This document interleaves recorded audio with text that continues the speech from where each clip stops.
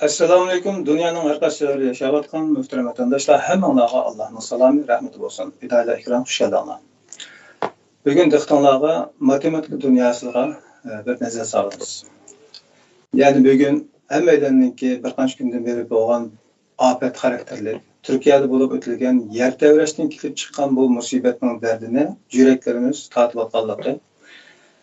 Gerçi Türkiye'de yer tevrasimi dunyoning hamma yerlarida qalbi tutashgan vatandoshlar orasida, dindoshlar orasida, hatto insonliklar orasida yurak titrdi. Bütün ish harakatlarimizga ta'sir ko'rsatdi. Olim ulamo, ijtihodchi, ilm egalarininki oxirgi chiqarayotgan natijalari yer tevrash tabiiy xususiyat bo'lsa-mu, ammo insonga buyurilgan narsa uningki oldini olish uchun loyiqada tayyorlik qilish, texnikalik jihatda uningki loyiqada qurilishini loyihalashdan iborat bu nimani o'tirib qo'ydi.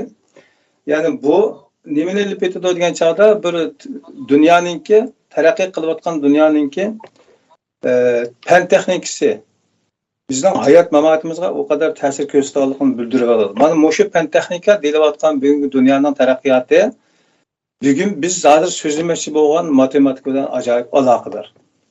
Endi mushu matematika bugun g'arb dunyosida nur chaqnab, hammalarning og'zini ochirib qo'yadigan shaklda ko'rinayotgan bo'lsa-mu, ammo buning aslidagi manbasiga zo'r ta'sirlarni ko'rsatgan musulmon olimlar, musulmon matematikalar dunyodan yashab o'tgan ekan.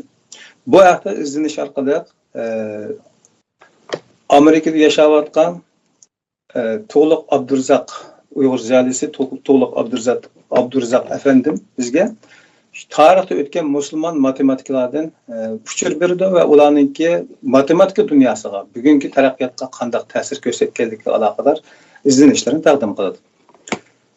Assalomu alaykum, hurmatli Abdurazaqga xush keldingiz. Va alaykum assalom. Qanday Ahmadjon? Ahvol yaxshi? Yaxshi, siz yaxshi tudingiz. Hamag'aysiz. Rahmat. Hammaydan nayta bir ig'il kunda bo'ladimiz. Shu sabrning ma'nosini tushunganligimiz sababli asli plan qilingan ishni o'zgartmayli, davom qilaveradi deb programni davom qilyapmiz. Mana shu sabrga asli sabrning tegi ma'nosini tushunib yetib, shuni ijro qilishning kim ma'nosidan. Shunga bugun ayanda vatandoshlarimiz anglab olsa, mayanda yana o'zining bilganini qilib shakldagi tushunchaga kelgan qarindoshlar qilib qolsa, biroz to'g'ri tushunsa, yoki sabrning haqiqiy ma'nosini bilsa, sabr demak g'ayrat bilan asli qilmoqchi bo'lgan, qilayotgan to'g'ri ishlarni, durust ishlarni davomlashtirishdan iboratdir. G'amning tagida yetish emas deb tushuntirilib keladi. Shuning jumlasidan niyat qildik. Bugün ko'rish nisb bo'lmagan qarindoshlar bugun ishida ko'rsa bo'ladi inshaalloh. To'liqdan men gapni uzatib qoldim. Kechiring. Xo'sh, bugun sizning taqdim qilishingizda shu matematikaning taraqqiyotiga cho'ng ta'sir ko'rsatgan musulmon matematiklar, olimlar haqida uchur anglaymiz. Sizdan kesin sizda. Marhamat. Bo'ldi. Men Muşu sizin taklifingizni olgandan keyin muşu to'g'riliq bir ish kuchaplik tayyorlik qilgandim. Asosan mazmunlar tayyor bo'lgandan keyin Turkiyada bu yer tevrash azobi keldi. Shuning bilan men qattiq o'ylab qoldim-da, buni biroz kechiktiraymi yoki vaqtida qilaymi deganda o'zimda biroz ideya jihatda bir nima bo'ldi-da. Endi bugün qarasam Turkiyada Türkiye bilan Suriyada shu yer tevrash vaqasidan qazo bo'lgan kishilarning soni mana 25 mingdan oshibdi. Bu deganlik 1999-yildagindimi ishib ketdi deganlikda, shu asrning ichidagi Turkiyadagi eng cho'ng yer tevrash bir balo qazo bo'ldi. Shu fursatdan foydalanib men butun dunyodagi shu yer tevrashganing shu azobiga duch kelgan barliq qarindoshlarga, qazo bo'lib ketganlarga ta'ziya bildirma, shuni Alloh taolodan shularga bir omonlik, osonlik tilayman. Shuni endi bu yerda abay siz degandek endi bu yerda bu mazmunni keyinga suramdi yoki keyinga surmamdi deb keyin o'ylab qolsam, bu Endi bir afet oldu deb bizning qilayotgan ishlarimiz, qilayotgan to'g'ri ishlarimizni tadqiqot ishlarini ulan to'xtatib qo'ysak bo'ldi, bu mangayverdi. Shuning uchun buni tayyor bo'lgandan keyin bugun so'zlab beray dedim. Abay siz degandek, endi buningga bugungi shu leksiyani anglashga fursat yor bermaganlar keyin anglasin bo'ldi. Siz bu jihatdan yaxshi ishlarni qilyapsiz. Bu to'g'ri saqlanib qoldi. Bu bir nima bo'ldi degan. Endi bu matematika tarixidagi shu matematik taraqqiyotiga zo'r tuhfa qo'shgan musulmon matematiklar degan topik, bu nihoyat bir cho'ng topik-ku bu. Bu to'g'riliq men nurg'un nima asarlarni, nurg'un kitoblarni, narsalarni o'qigan. Esimda bor, kichik vaqtimda shu musulmon matematik to'g'riliqlar bir Xitoychada nashr qilingan ba'zi bir kitoblarni o'qiganda, shu vaqtlarda bu musulmonlarning ismlarini, masalan, Ahmad deganning ismini Xitoychada boshqacha yozgan, Xorazmning ismini boshqacha yozgan, Al-Kindining ismini boshqa, shundoq hammasining ismini boshqacha yozgandan keyin bular biz bilan ancha aloqasi yo'q o'xshaydi degan tushuncha kelgan. Keyin chatga chiqqandan keyin nurg'un kitoblarni o'qish qarab, bunday qilib, voy Ahmad degan shu Ahmadkan u, undami? Voy shu Muhammad degan shu bizning Muhammad degan ismkan u degandek narsa qilib to'xtatib, shuni texnik qiziqilgan bo'ldim. Shuning bilan bu to'g'riliq men jiq kitoblarni o'qigan. Hamda bu matematik tarixiga doir narsa-ku, matematik tarixga doir birisini matematika bildi desa, u matematikning tarixini bilishini atayin. Chunki matematika tarixi degan hozir har qanday universitetga boradigan bo'lsak, har qanday emas, nurg'un cho'ng shu institutlarda, universitetlarda ayrim matematik tarixi degan kasb bo'ldi-ku. Shuning uchun hamda shu topik hamda bizning Uyg'urlarning ichidagi bir yenilikka deb his qildim-ku. Chunki men jiq kitoblarni aqtirib chiqdim. Masalan, sizlarga bir qancha kitoblarni ko'rsatib bo'lsam, balkim sizlarning xabaringlar bor. Men kitobni mana 1001 ijodiyat degan shu musulmonlarningki alaqab 1001 kecha degan kitob bor-ku. Shuni 1001 ijodiyat degan bir kitob. Buni mening bilishimcha Uyg'urcha tarjima bo'ldi. Lekin buni ichiga aqtirdigan bo'lsak, shu minglagan olimlarning ismlari atalgan. Matematikaga maxsus buning bir bepi bor. Uningda shu 3-4 ning ismini, 5-6 ning ismini atab qo'ydi, lekin qisqa tonishtirib chiqdi. U endi men inglizchada mana Science and Islam degan bir kitob bor-da. Bu Ihson Mahsud yozgan bir kitob, nihoyat yaxshi. Maxsus shu İslam cemiyetinden, İslam dünyasının fen texnik sayesinde tüh koşkanlarını redlep bunu tanıştırıp çıkıyor. Bunun da matematik doğruluk mu şu birer bab teknezmin var. Onun bizning ham Uyg'urchilik oldigan bo'lsak, Mavu Abdüşükür Memtimin ustozimiz bu Uyg'ur falsafa tarihi degan kitobni yozgan. Buni balkim siz o'qigan bo'lishingiz mumkin, boshqa yerlarda o'qigan bo'lish. Buning da mana meyada rasmlarni ko'rib chiqqan bo'lsak, buning ichidagi 3-4 ustidagi Umar Hayyam deymiz, nima Xorazm deymiz, andikin Al-Farsi deganlarning ismlarini bu yerda atganda, andikin buning da falsafa jihatdan ekan. Lekin bularning ko'pinchilari matematiklar. Bularning nima endi ba'zi bir mazmunlarini bu yerda tanishtirgan. Meyada mavu nimaninki Ulug'bekning rasmi, Ulug'bekning shundoq. Bu kitobni men ham o'qib chiqishinglarni tavsiya qilaman. Buning da Uyg'ur falsafa tarixi deydi. Bu Uyg'ur falsafa tarixiga men tuvanda ismini ataydiganlarni bir qismlarim uchun shuni kirib ketgan. U falsafa jihatdan emas, bular fan texnika, matematika demiş oldu. Endi yana bir kitap mana. Ma kitap buni bu nima deymiz endi standart nima kitobku bu buni History of Mathematics, matematikning tarixi deb Carl B. Boiler yozgan kitap. Bu Fenemat Bessanni qarab baqay, buning Bessani mana 680 700 bettek mana shu bir qalin kitob.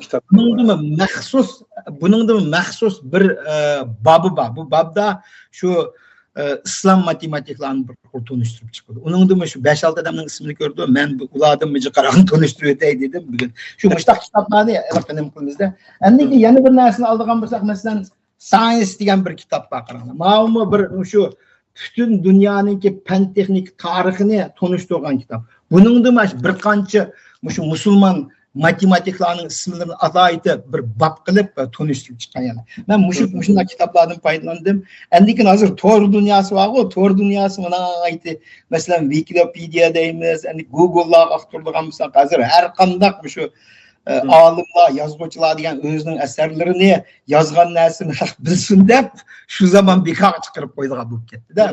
Şundaqlardan mı köp faydalandım. Bulardan mı qeyrindaşlarning foydalanishini qilaman. Hamda men başlanish so'zi mushincha ko'rsin bek uzrab ketdi. Shuning uchun men mazmunga kelayli deb qaradim. Bo'ldi. Matematik tarihi degan kitobda Uyg'urcha bo'lmadi, Uyg'urcha tarjima qilindi. Buni hamda tarjima qilish hamda oson ish emas-ku, chunki buningda bu matematik bo'lgandan keyin birisi kasbni bilish kerak, endi keyin yana birisi tilni obdan bilish kerak, tarixdan obdan xabar bo'lish kerak. O'sha hamma narsani buni tarjima qilish biroz tez, lekin mushuni tarjima qildiganga men haqiqatan tavsiya qilaman. Bu butun dunyodagi shu ta qani shu 20-asrning o'ttirlarigacha bo'lgan yozilgan. Buningki yangi kitoblarim bor deydi, lekin ma'lum aytdi yaxshi yozilgan kitop. Tarjima qilganmiz. Xo'sh, unda siz bu temaga aloqador jiq izlanishni qilibsiz va shu slayd tayyorlab ketgansiz. Shuni birga ko'rgach, so'zingizni anglaydi. Men birinchi betga akadeyman. Shu nimani shu ekranga chiqarib qo'ysangiz endi. Nima chiqmayapti, to'liq ekranga ashuni nima qilgan bo'lamdi. Bu yerda ikkimizning rasmi bo'lib qo'yapti ekranda. Yo'q, chiqyapti-da. Sizlar Skype'ninki ma'ni cho'ngaytirgan bu ma'ni cho'ngaytirgan yerdagi tanlashga shu ekranninki studioning ko'rinishini chiqarsangiz, shuni tanlab qo'ysangiz.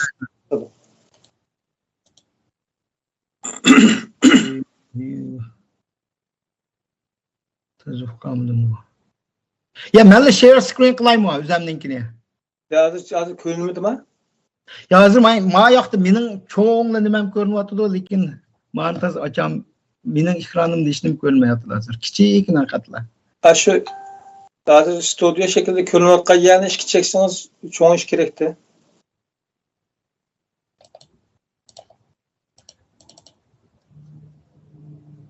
Endi sizlar qanday ko'rinyapti hozir uqamdim.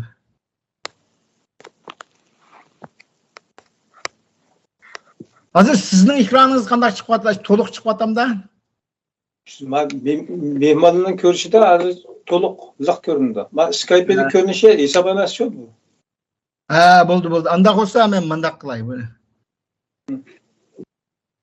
Anda siz ashaqtichi nima qilavering, men meyadan so'zlab beray anda bo'lsa. Bo'ldi, mayli. Men hozir shu başbatda matematik taraqqiyotiga cho'ng to'xtash qo'shgan buyuk musulmon matematiklar degan bu yerda bu rasmlarni chiqarib qo'ydim.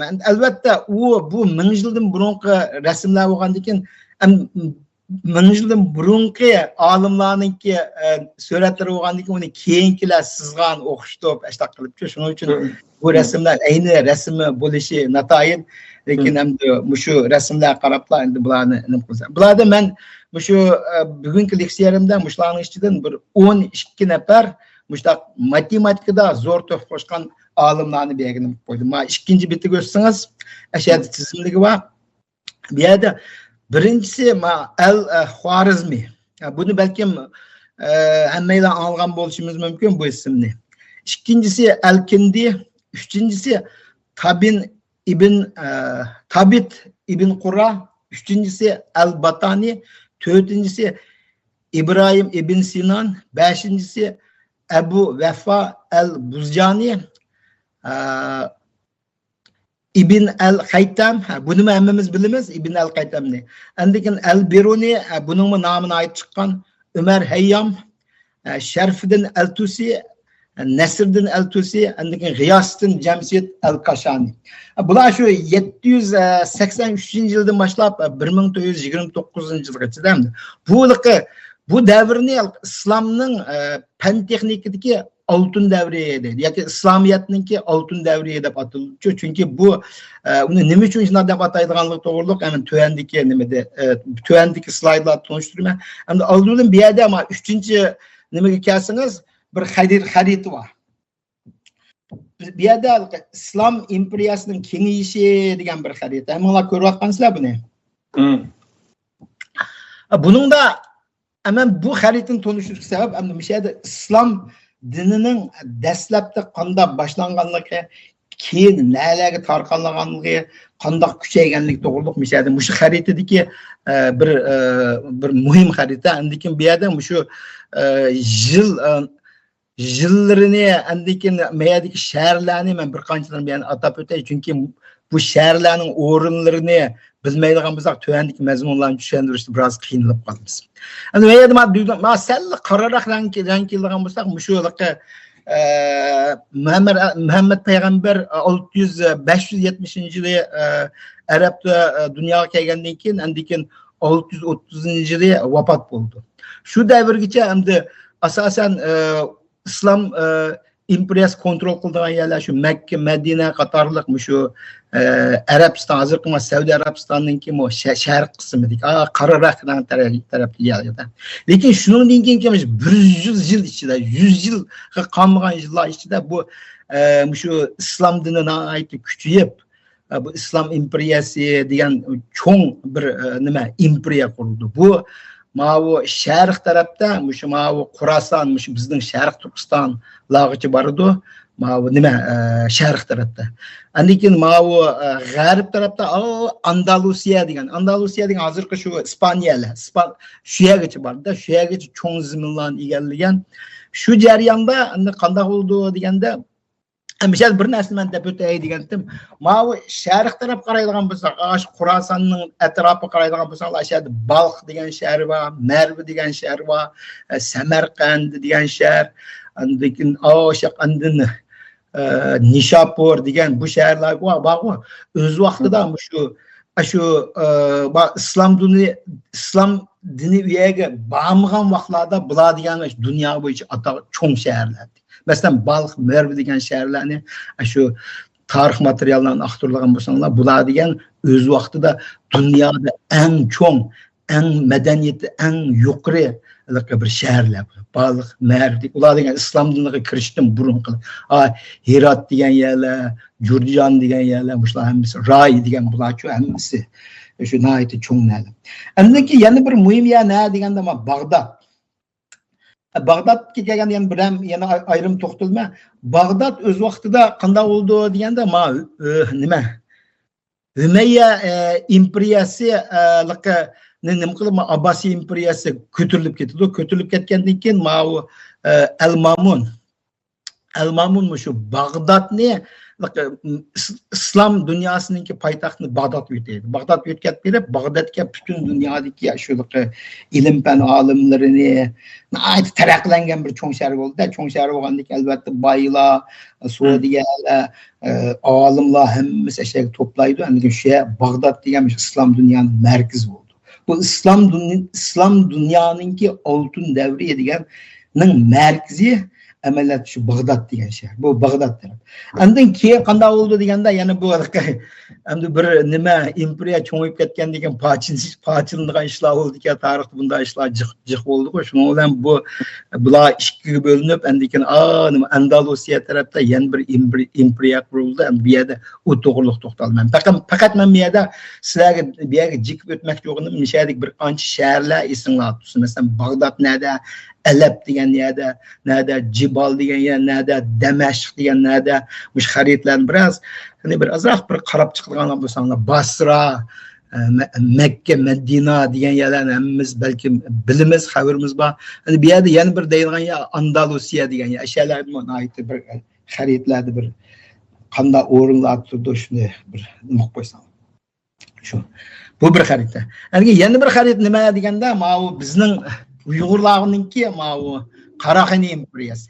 Men de Uyg'urlarning Qarag'ani imperiyasi deyman, amaliyotda bu turklarninki bir cho'ng imperiyasi. Endi bu yerda shu Qarag'ani imperiyasininki 840-yildan 1809-yilgacha 1089-yılı bo'lgan shu vaqtdagi xaritasi hamdi. Bu keyin bumi pochilindi, keyin ma'lum jihatdan bir tarafdan kengaydi ekan, uni demaymiz. Shu davrdagi umumiy ahvol mushtahkam. Ana bu yerda bu Qaraqani imperiyaninki hamda 3 shaharni men bu yerda ataydim deb o'tay deganda birsi ma Qashqar, yana birsi Balasag'on, yana bir Samarqand.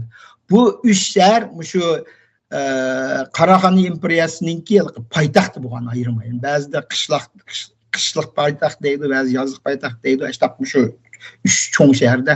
Andiki ma Qaraqanininki ma bu sharqi janub tarafiga qaraydigan bo'lsanglar, Charchan, Keriya, Xotan, Yarkan, andikin o taraf mangandan keyin g'arb qarab mangandan keyin Qashqa, O'sh, Farg'ona deymiz, Samarqand, Buxorogacha mishalarni ko'rsatib bo'ladigan. Shu nima uchun men bu xaritani ko'rsatmaydigan? Shu davrlarda bu hamma rayon degancha asosan bir shu Qaraqani imperiyasi qaraydi. Biz bir nimadagi millatlar. Shuning uchun men buni ko'rsatish sabab nima deganda tuvandiki shu men ismini ataydigan shu matematik olimlarning vaqo bularni qirg'izlar qo'pib talishmoqdi, o'zbeklar talishmoqdi, qozoqlar talishmoqdi, eronliklar talishmoqdi, hammasi bizniki deydi. Bu yerda biz bularning hammasini biz Uyg'urlarniki desak bo'ldi deb qarayman-ku. Hamda bu yerda o'zbeklar bizniki desa umi xato emas. Nima uchun deganda mana bu yerda shunaqa tarixiy narsalar bor. Masalan, o'ylab boqaylik. 840-yildan 1089-yilgacha mushu rayondan Bag'dodga berib, o'sha Bag'dodda shon shuhrat qozongan nurg'un olimlar bor. Birdan turib shularnikini ko'rsizlar.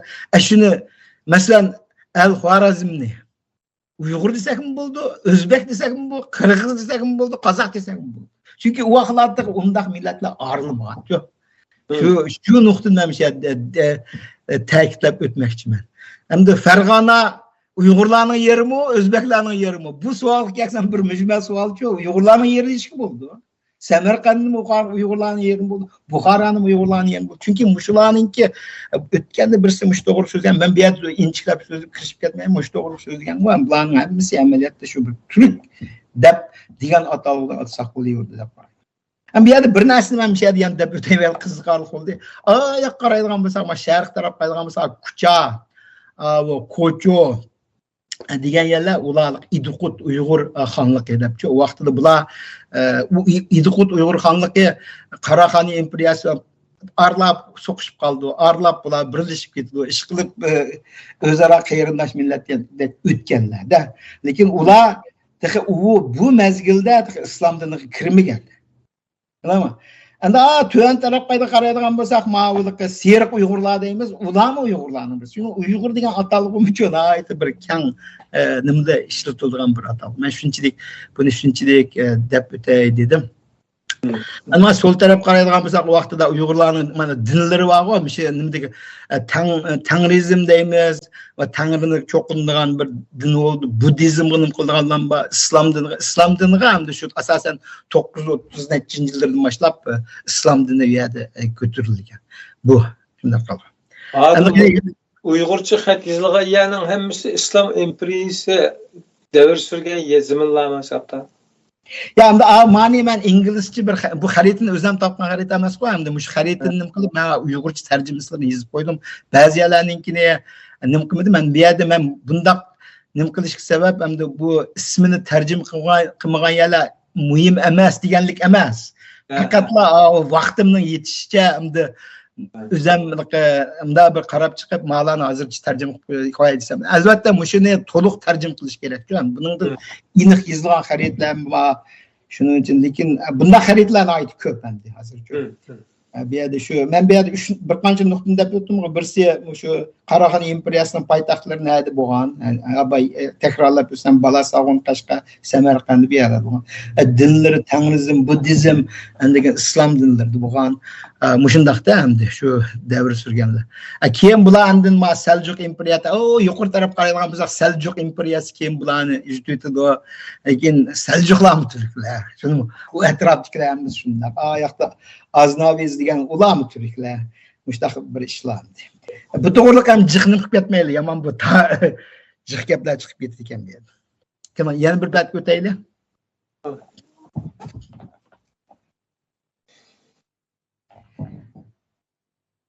Şimdi şu baytal hikme degende belki hemminla anlayan buluşu mümkün. İngilizce'de House of Wisdom deydi. Yani Uygurca'da bunu akıl üye, akıl sarıye dep tercüm kılanlanma. Bu şu Abbasi İmperiyasının halifesi Harun al-Raşid 8. yılları Bağdat şehrinde bir büyük akademiyeni kurdu. Aynı devirdeki ilgar ilim-fen alimleri, feylasuf, alhemist, astronom, tarihşunas, yazgıcı, şairlarını Bağdat'a toplaydı. Ve toplap kadimki Grek, Rim, Paris ve Hindistan alimlerinin eserlerini Arapçaga tercüm kıldı. Şununla bir vakitte ilim-fanning hem sahalarida ilmi tadqiqot ilib bardı. Tarih ma'lumotlarga qaraganda Bag'doddagi cho'ng kutubxonaga taxminan 500 mingdek kitap ve sanoqsiz qo'lyozmalar toplangan ekan. Ba'zi yozgan yerlarda ko'p, 500 ming emas, 1 milyondan oshadi deb yozganlar. Lekin uning talash tortishdagi bir gaplar. Lekin buning endi bu yerda 500 ming deganimiz nihoyatda ko'p kitaplar toplangan degan gapda. Bu devrine nisbeten 500 ming degan chiqsanda. Oy nihoyat hozirgi nisbatan mi chiqsanda bu 500 ming kitob bor kitobxona degan nihoyat jiq narsa bu. Uning ustiga u degan u qachongi davrdagilar, 8-yillardagi ishlarda bu 8-yil ishlarda shu vaqtlarda kitoblar. Bu yerda menda bir narsa borku, bu yerda bu to'g'riliqmi uzun gaplar bor. Bu yerda men deb o'tmay tafsilotga kirib ketmayman. Bu yerda qanday bo'ldi deganda shu Abbasi İmperiyaniki shu nima Harun al-Raşid deymiz, Al-Mamun deymiz, şundan padişahlar var. Bular özleri şu fen texnikaya nihoyat qiziqib ekanda. Bularning bir qismlari hatta özlerimi şu alim ekan. Shuning uchun bular ilim-fan taraqqiyotiga shunday narsalarga nihoyat qiziqgan. Lekin u vaqtda masalan bir narsani deb o'tay. Masalan bu Hristiyan dünyası var. Hristiyan dünyası Rim devrinde. Yani şu miladın bunun 500. yıllar vaxtlarda şu Rim'da, Grek'ta bir yerlerde şu fen teknik teraklangan bir yerler mesela İskenderiye diyen dünyada en çok kütüphaneler vardı. Keyin bular Hristiyan dünyası yemirleşik başlagandan keyin bu nimeler taşınıp ketdi, kitaplar, kütüphaneler şu öğürlüp düşüyor, bu kitaplarını qaraydigan adam bo'lgandan keyin shu vaqtdan keyin İslam dünyası taraqqiylanib, shu vaqt İslam dünyanın bu halifalari aşağıdaki narsalarni toplab bize ekleyildi deb bütün dünya adama o'tib hamma kitaplarni bir toplaydi. Bu bir nihoyatda nima jarayonku bu. Toplab ekleb, hani bularni Grekçada yozilgan yoki boshqa tillarda yozilgan, men Siriyanchada yozilgan ashtaqa narsalarda ularni tercüm qilish to'g'ri keldi. Tercüm qilish to'g'ridan keyin bu endi har soatlik olimlar kerakda. Men abay deb o'tdim, matematik kitobni tercüm qilish uchun matematikani xabar bo'lish kerak. Shundami? Fizik shuning uchun bu hamma fanlarning nimalarga ehtiyoji bo'lgandan keyin bularni nereden topdi? Türk dünyasının tip yıldırımları. Toplap ekleyip bir şey tercüm kılış şu işlerni. Yani müşahede bu kütüphane var o kengayip bu baytal hikme deb atalgan. Baytal hikme degan şu akıllar toplangan saray degan bir gapda deb atalgan bo'lib, Bag'dodda bu 460 yildak mevcut bulup İslam dünyasının ilim-fen tadqiqoti ve ügünüşünü zor derecede rivojlandırdı. Bütün dünyaya to'lingan ilim-fen alimleri, cümle matematikler ne bir yer yarattı. Baytal hikme hem de afsuski 1258'de Moğol'un Hulaguhan var, Hulaguhan tarafından qattiq vayron qilindi. Çünki Hulaguhan aşan qo'rchib olgandan keyin taslim bo'linglar deb nima bergandan keyin o'z vaqtida xalifa dastlab unmaydi, shuning bilan keyin Hulaguhan kirgandan keyin butun shaharni vayron qilib, shu baytalliklarni to'p-to'z qildi. Bag'dod shaharga o't qo'yib deb ularni qildi. Shahada ba'zilarning deyishicha 500 mingdek odamni o'ldirdi. Yani o'ldirib, shu Tigris daryosi bir daryo bor-ku, Tigris daryosiga shu odamlarni ashyaga nima qilgandikmi, Tigris daryosi qon bilan qizib ketdi. Bu. Onun aqidinlar andikin ashulaqa xuduma mo'zdinglar qilgandekchu, bu kutubxonadagi kitoblarning hammasini ko'ydiringlar. Nim qilinglar deb bularning hammasini o ko'ydirdiganga o'zgarmay, ularning hammasini Tigris daryosiga tashlaydi. Shuning bilan o Tigris daryosining qizil rang qora rangga aylanib ketdi. O qora rang nima? Kitoblarning siyosining rangini ishta bir gaplar bor da bu yerda. Yolda andın bir yerde bir aytma Nasriddin Al-Tusi deb bir olim bor. Buni men birdan turib tanishtirman. O'sha Nasriddin Al-Tusi shu vaqtida 200 mingdek qo'lyozmalarni o'sha Bag'dod qo'rshovi ilinishdan burun Mag'rib degan yer bor. Mana bu abay xaritni ko'rdilar, mana bu g'arb tarafda. Mag'rib yo'tkab ketib, shu yerda saqlab qoldi. Shu Mag'rib yo'tkab ketgandan keyin bu keyinandagi mana bu Andalusiyadagi yana bir cho'ng kutubxonasidan shu yerga to'planib oyoqqa ko'tarilib ketadi. Shu ishlar. Endi islomdan bu House of Wisdom, ya'ni shu baytalliklarningki dunyo shu fan texnik taraqqiyot qo'shgan eng cho'ng to'plarning birisi nima deganda, shu davrdagi Grek, Rim, Hindiston, hatta Xitoy shularningki hamma asarlarini bor-ku. Endi hammasini demayman, endi mutlaq ko'p shu atoqli asarlarni niye bu Arabchaga tarjima qildirildi. Bu yerda hammasini mi deyishib bo'ldi? Chunki u vaqtda kitob to'plash degan bir boy bo'lish bir nima yo'l bo'lib qoldi-da. Xuddi palonchi yerda oltin bor ketsa, hammadan berib oltin qo'l qilib olgandek, bizning Amerikaning nima Kaliforniyaga borgandek, u vaqtlarda nada kitob bo'lsa, ashada shu berib kitobni ekilishga tirishlar, kitobni ekilib Bag'dodga ekilgan bo'lsa, Bag'dodga nurg'un pul setib boyib ketadi-da. Shunaqa. Ama yerda bir qancha rasmlarni chiqarib qo'ydim. Bu yerda o'zinglar ko'rsa, shu vaqtdagi mana kutubxonaninki, andagi shaharning, bu yerda olimlarning to'plangan ahvollar bu yerda bir surat ko'rindi. Lekin yana bir narsa rasmni chiqarib qo'ymadim. Bag'dod shaharininki shakli-ku, shakli chambarsimon bo'ldi. Chambarsimon bo'lib, uning o'ttirida podshohning ordusi bo'ldi. Podshohning ordusini yo'llabishlar, kengayib, shu shahar degan ikki qo'rg'adamdoq qo'rshalgan. U dunyoda shu mazgil var, dunyoda eng cho'ng shahar. Eng cho'ng shahar. Bag'dod. Shu. Endi qani mana yana bir bet o'tayli. Endi mana bu konkret bizning olimlarni bir qo'l tanishtirib o'tay. Mana tunji birinchisi ham buni hammamiz bilishimiz mumkin, Al-Xorazmi. Al-Xorazmining ismini anglaganlar balki ko'p bo'lishmi, lekin u odam zodi nima ish qildi deganda, uni algebraning otasi deb bilamiz. Qolgan biroz nimalarni men sizlarga bir tushuntirib o'tay. Bu Al-Xorazmining to'liq ismi Abu Jaffar Muhammad Musa Al-Xorazmi. U 780-yil hozirgi O'zbekistonning Xorazm shahrida dunyoga kelgan. 850-yili 73 yoshida Bag'dodda vafot bo'lgan. U Turkistondan chiqqan atoqli polimat bo'lib, matematika, astronomiya va jo'g'rofiya fanlariga zo'r to'p qilgan. Menda polimat degan so'zga to'qarta bir tushuncha beray.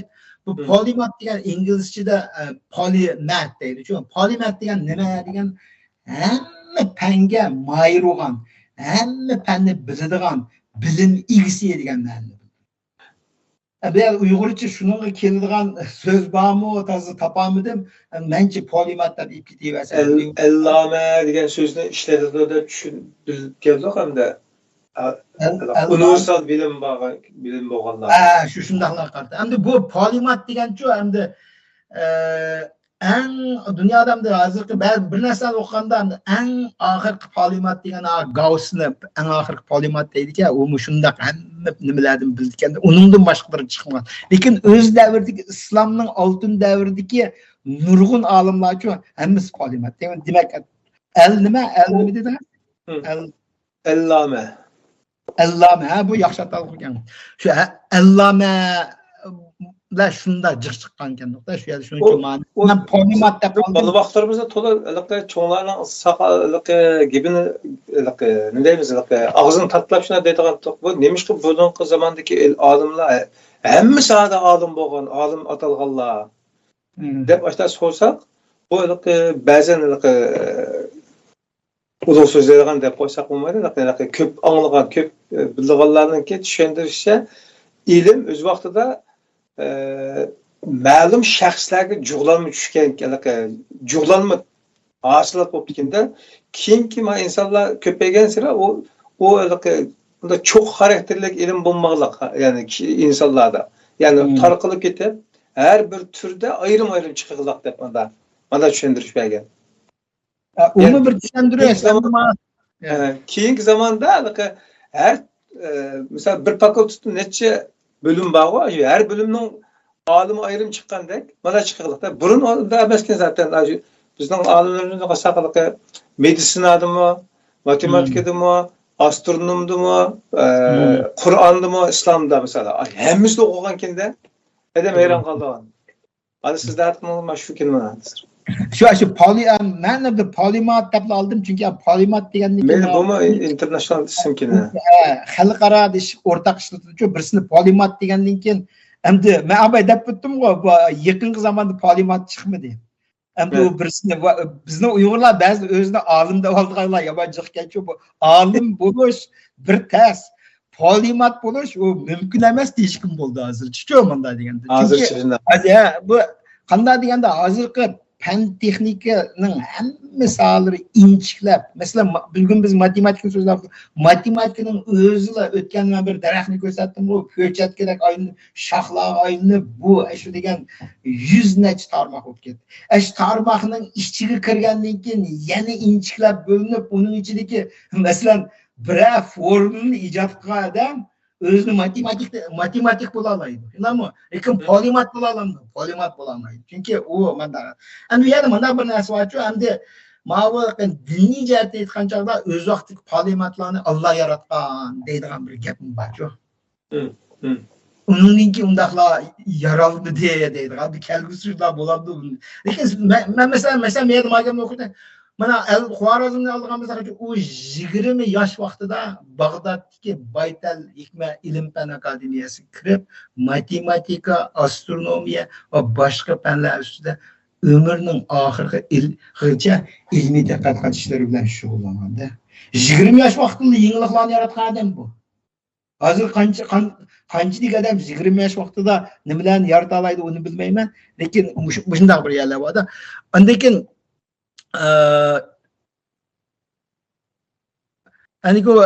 u aqliyoninki mas'ul bo'lib, uzun yil ishlab tarjima qilish tadqiqot ishlariga va tadqiqot ishlariga yetakchilik qilgan. Demak, bu nihoyatda bir nima demda yosh vaqtida bo'lgan ishlar-ku bu. Endi men yerda qani aning bir gap esimga qoldi, shuni sizning so'ragan nimaga polimat to'g'ri bir nimani degim kelib qoldi. Endi hozirgi fanlar nihoyat inchiklab taraqqiyot ketganligi polimat bo'lmoq nihoyat tas bo'lib ketdi, lekin mumkin emas deganim bo'lmaydi. Bu bir. Endi o'z vaqtida bor-ku, masalan, birisi fizik bilan shug'ullangan odam, yoki astronomiya bilan shug'ullangan odam, u vaqtda astronomiya degan matematika ne qo'ral qilib tadqiqot qilgan narsa matematika jazman bilish kerak. Astronomiyani bilish, osmondagi yulduzlarni qanday sanashni, ularning nima aylanishi, ularni bilish kerak. Lekin din bilan munosabatli falsafa bilan munosabatli shuni hammamiz bilan tarqib, tarix bilan munosabat shuni bilan bular polimat bo'lib ketganda ashtaq narsa. Bu yerda shunchalik nima qilaylar, lekin endi bu Al-Xorazmi dunyo bo'yicha algebraning otasi degan sharafnoma berishgan. Endi algebra degan so'z Al-Xorazmining yozgan al-jabr val muqabala degan kitobining nomidagi al jabr degan so'zdan kelgan. Endi hozir mana bu nima information dunyosida bor hozir algoritm degan so'zni ayt ko'p ishlatiladi. Algoritm degan so'zning o'zimi al-Xorazmiyning isminingki latincha ang tarjimasi. Aslan al-Xorazm deganni aslabda algoritmi deb Italiyada algoritmi deb atgan. Keyin asta-asta bu kelib hozirgi algoritm degan narsaga. Algoritm degan nima deganda faqat bir ma'lum bir masalani hal qilishda ishlatiladigan bosqichlar degan gap. Tushunib bu. Lekin bu algoritmni hozir bir 10 yildan burun jiqadamlarni algoritm degan nima desa hech kim bilmaydi. Hozir degan hammadam algoritm, hammadamning og'zi bor, lekin uning ma'nosini tushunmaydiganlarni aytib ko'pda hamda bu. Shuning ismining ham shu algoritmning degan so'z al-Xorazmiyning ismi deb qarsak da bo'ldi. Bu bir. Endi buning yana bir qo'shgan to'pisi nima degan al-Xorazmiy dastlabda islom dunyosiga, keyinchi Yevropaga hindi arab raqamlari deb atilib kelgan zamonaviy raqamlar sistemasini tunishtirgan. Bu raqamlar sistemi bilan turib yana batma ayrim tunishtirma. U matematikaninki arifmatika deganimiz faqat qo'shish, elish, ko'paytirish, bo'lishdan iborat shu hisoblarga odat biz hisoblaymiz, shu arifmatika deymiz. Ya'ni algebra, geometriya va trigonometriya to'g'riliq nurg'un asarlarni yozgan. Shundaqla astronomiya, geologiya, tarix, muzika ve astronomik saymanlar ustidimi nurg'un asarlarni yozgan. Mana astrolab deydigan bir narsa bor-ku, ko'ni shaharlarga borsanlar jiq ko'rsatsa shahar, hamma shaharning o'tirinib qanday bunda bir suratini hozir bu yerga nima qo'ydim. Astrolog deydi-ku, u kunning sho'lisi qarab soatni belgilaydigan bir xil nima. Shunday asboblarni to'g'riliqmi yozgan bu. Masalan, buningda surat al-ardiq geologiya haqida yozilgan, kitob al-zich, astronomiya haqida yozilgan, kitob al-tariq, albatta tariq haqida yozilgan donliq kitoblar. Bularning hammasi al-Xorazm. Uning eng mashhur asari, abayq asarda, uning to'liq ismi Kitob al-Muqassir fil hisob al-jabr val muqabala. Bu bo'lib algebra to'g'riliq yozilgan 3 qismliq kitob. Buning birinchi qismi algebra haqida yozilgan, ikkinchi qismi o'lchash to'g'riliq. Yerlarni qanday o'lchaydi degandek-ku, nima ziminlarni qanday o'lchaydi degan shu to'g'riliq yozilgan. Uchinchi qismi bu konkret kitoblarning, konkret misollarning hal qilish usullarini to'plab shu bir ayrim bir qism qilgan. Bu nihoyatda muhim narsa-ku, bu çünkü bu al-Xorazmiyning yozgan kitoblari burunqi grek matematiklar, indiki Yevropa matematiklar o'qishmaydigan yerlarda ularni hammasini so'z orqali bayon qilib o'tdi. Masalan, ma'lum birisininki agar masalan o'lim ish bo'lib qolgan bo'lsa, uning miroslarini hisoblashda yoki masalan bir podshohning oltin boyliqlarini bo'lish kelgan chog'da qanday uningki nimalariga taqsimot qilish degandek-ku shundoq misollarni aytib bu amaliy qo'llanishchanligi ayt kuchli. Men shuni qisqartirib shu arab deyman, o'sha musulmon matematiklarning bir aloyidligi amaliy masalalarni hal qilishda Yevropaliklarga qaraganda xeyli ilg'or o'rin turdi. Amaliy masala. Bunda. Xo'sh, bu birinchi bitta. Endi bu kitobda muloyiz qilingan temalar algebraning asos to'g'riliq bo'lib, algebra masalaning 6 xil o'lchamli shakli. Ularni hal qilishda ishlatiladigan formulalar, abay deb o'tganda qo'shish, ilish, ko'paytirish, bo'lishdan iborat 4 xil amal, 3 bo'lum, chambar, konus. Birdan men konus degan nimaligini ko'rsataman. Ihrom va bularning hajmlari qatorliq mazmunlarni o'z ichiga kirgizgan. Endi al-Xorazmiy algebrani al-jabr bilan muqobaladan iborat 2 bosqichni asos qilgan algebralik tanglim bo'lib, tuvandagi 3 omilni o'z ichiga oldi deb qarang. Bu yerda bu nihoyatda muhim mazmun bor. Birinchisi noma'lum miqdor. Bu noma'lum miqdor degan tushunchani mush al-Xorizmdan burun hech qanday odam o'ttirib qo'ymagan. Masalan, bir bilmaydigan narsani noma'lum bir o vaqtda belgi ishlatmagan, al-Xorizmni belgi ishlatmagan, lekin al-Xorizm vaqtida nima deb atagan degan uni shay degan. Men arabcha tushunch shay. Shay deganimiz ma turkchadimi bir narsa deganli ma'noda u noma'lum shay degan. Andikin noma'lum miqdorniki kvadrati. Ya'ni u shu noma'lumni o'zining hassi ko'paytsa kvadrat bo'ldi, shu kvadrati degan. Andikin uchinchisi nima? Bir son iborat bo'ldi deb shu 3 raqamni o'ttirib qo'ygan. Bu 3 raqam hozir bizga nihoyat oddiy ko'ringan bilan buni dastlab qo'yilgan uchun bir nihoyat bir matematika degan nihoyat bir cho'ng uqumchi, bir cho'ng uqum bo'ldi. Endi al-jabr degan nima deganda biror tanglimining qarshi tarafidagi, masalan bir tanglik belgisi bo'ldi, bir tanglimin, tuvandagi tanglimin shu qarshi tarafidagi miqdorni yana bir tarafga yo'tkash orqali tanglimini qisqartish jarayonini bildirdi. Ben tüyen bir misalını gördüm. Birden diyen bir misalını göstersem buldu. Yerden buldu. El-mukabala bulsa şu okşaş terimlerini. Mesela eğer ax kvadratı plus bx kvadratı olduğunda mesela bu ikisi okşaş terim. Çünkü x'ninki derecesi 2 oldu da bununki şu vakti da koefficientimiz a bilen b'ni koşuş oldu. Şu jaryanı bildirir bir yere. Bu şundak tanımlar endim bilip şundak bu tövendeki 6 xilga bölüdü bir yerde. Çok bu bir naydı. Mesela ax'nin kvadratı bx tang oldu. X'nin kvadratı c'ga tang oldu. Bx c'ga tang oldu. Ax kvadrat plus bx c'ga tang oldu. Ax kvadrat plus c bx tang oldu. Bx plus c ax'nin kvadratı tang oldu. İşte 6 xil. 6 xilga bölüp endiken bularning hammasini har xilniki yeshish jarayonlarini va eg'iz orqali tushuntirib chiqqan. Men abay deb o'tdim, u vaqtda bunday belgilar yo'qdi. Eg'iz orqali shu haqiqatga hikoya so'zlagandek, manda bo'ldi, anda bo'ldi, u yoqqa mani yetkazsa, mani uni qo'shsa degandek qilib, mana shu keltirish jarayonlarini bu algebradagi nimalar. Bu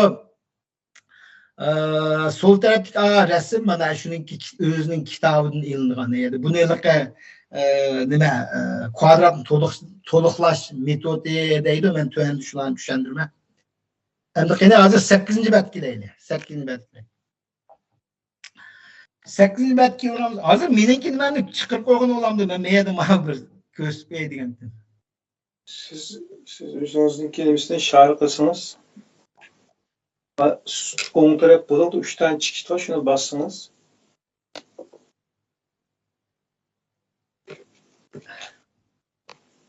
Skype'deki o'ng taraf bo'ladi, 3 tane chikit bo'ladi. Shuni bir bosgandan keyin share qilaman. Share screen.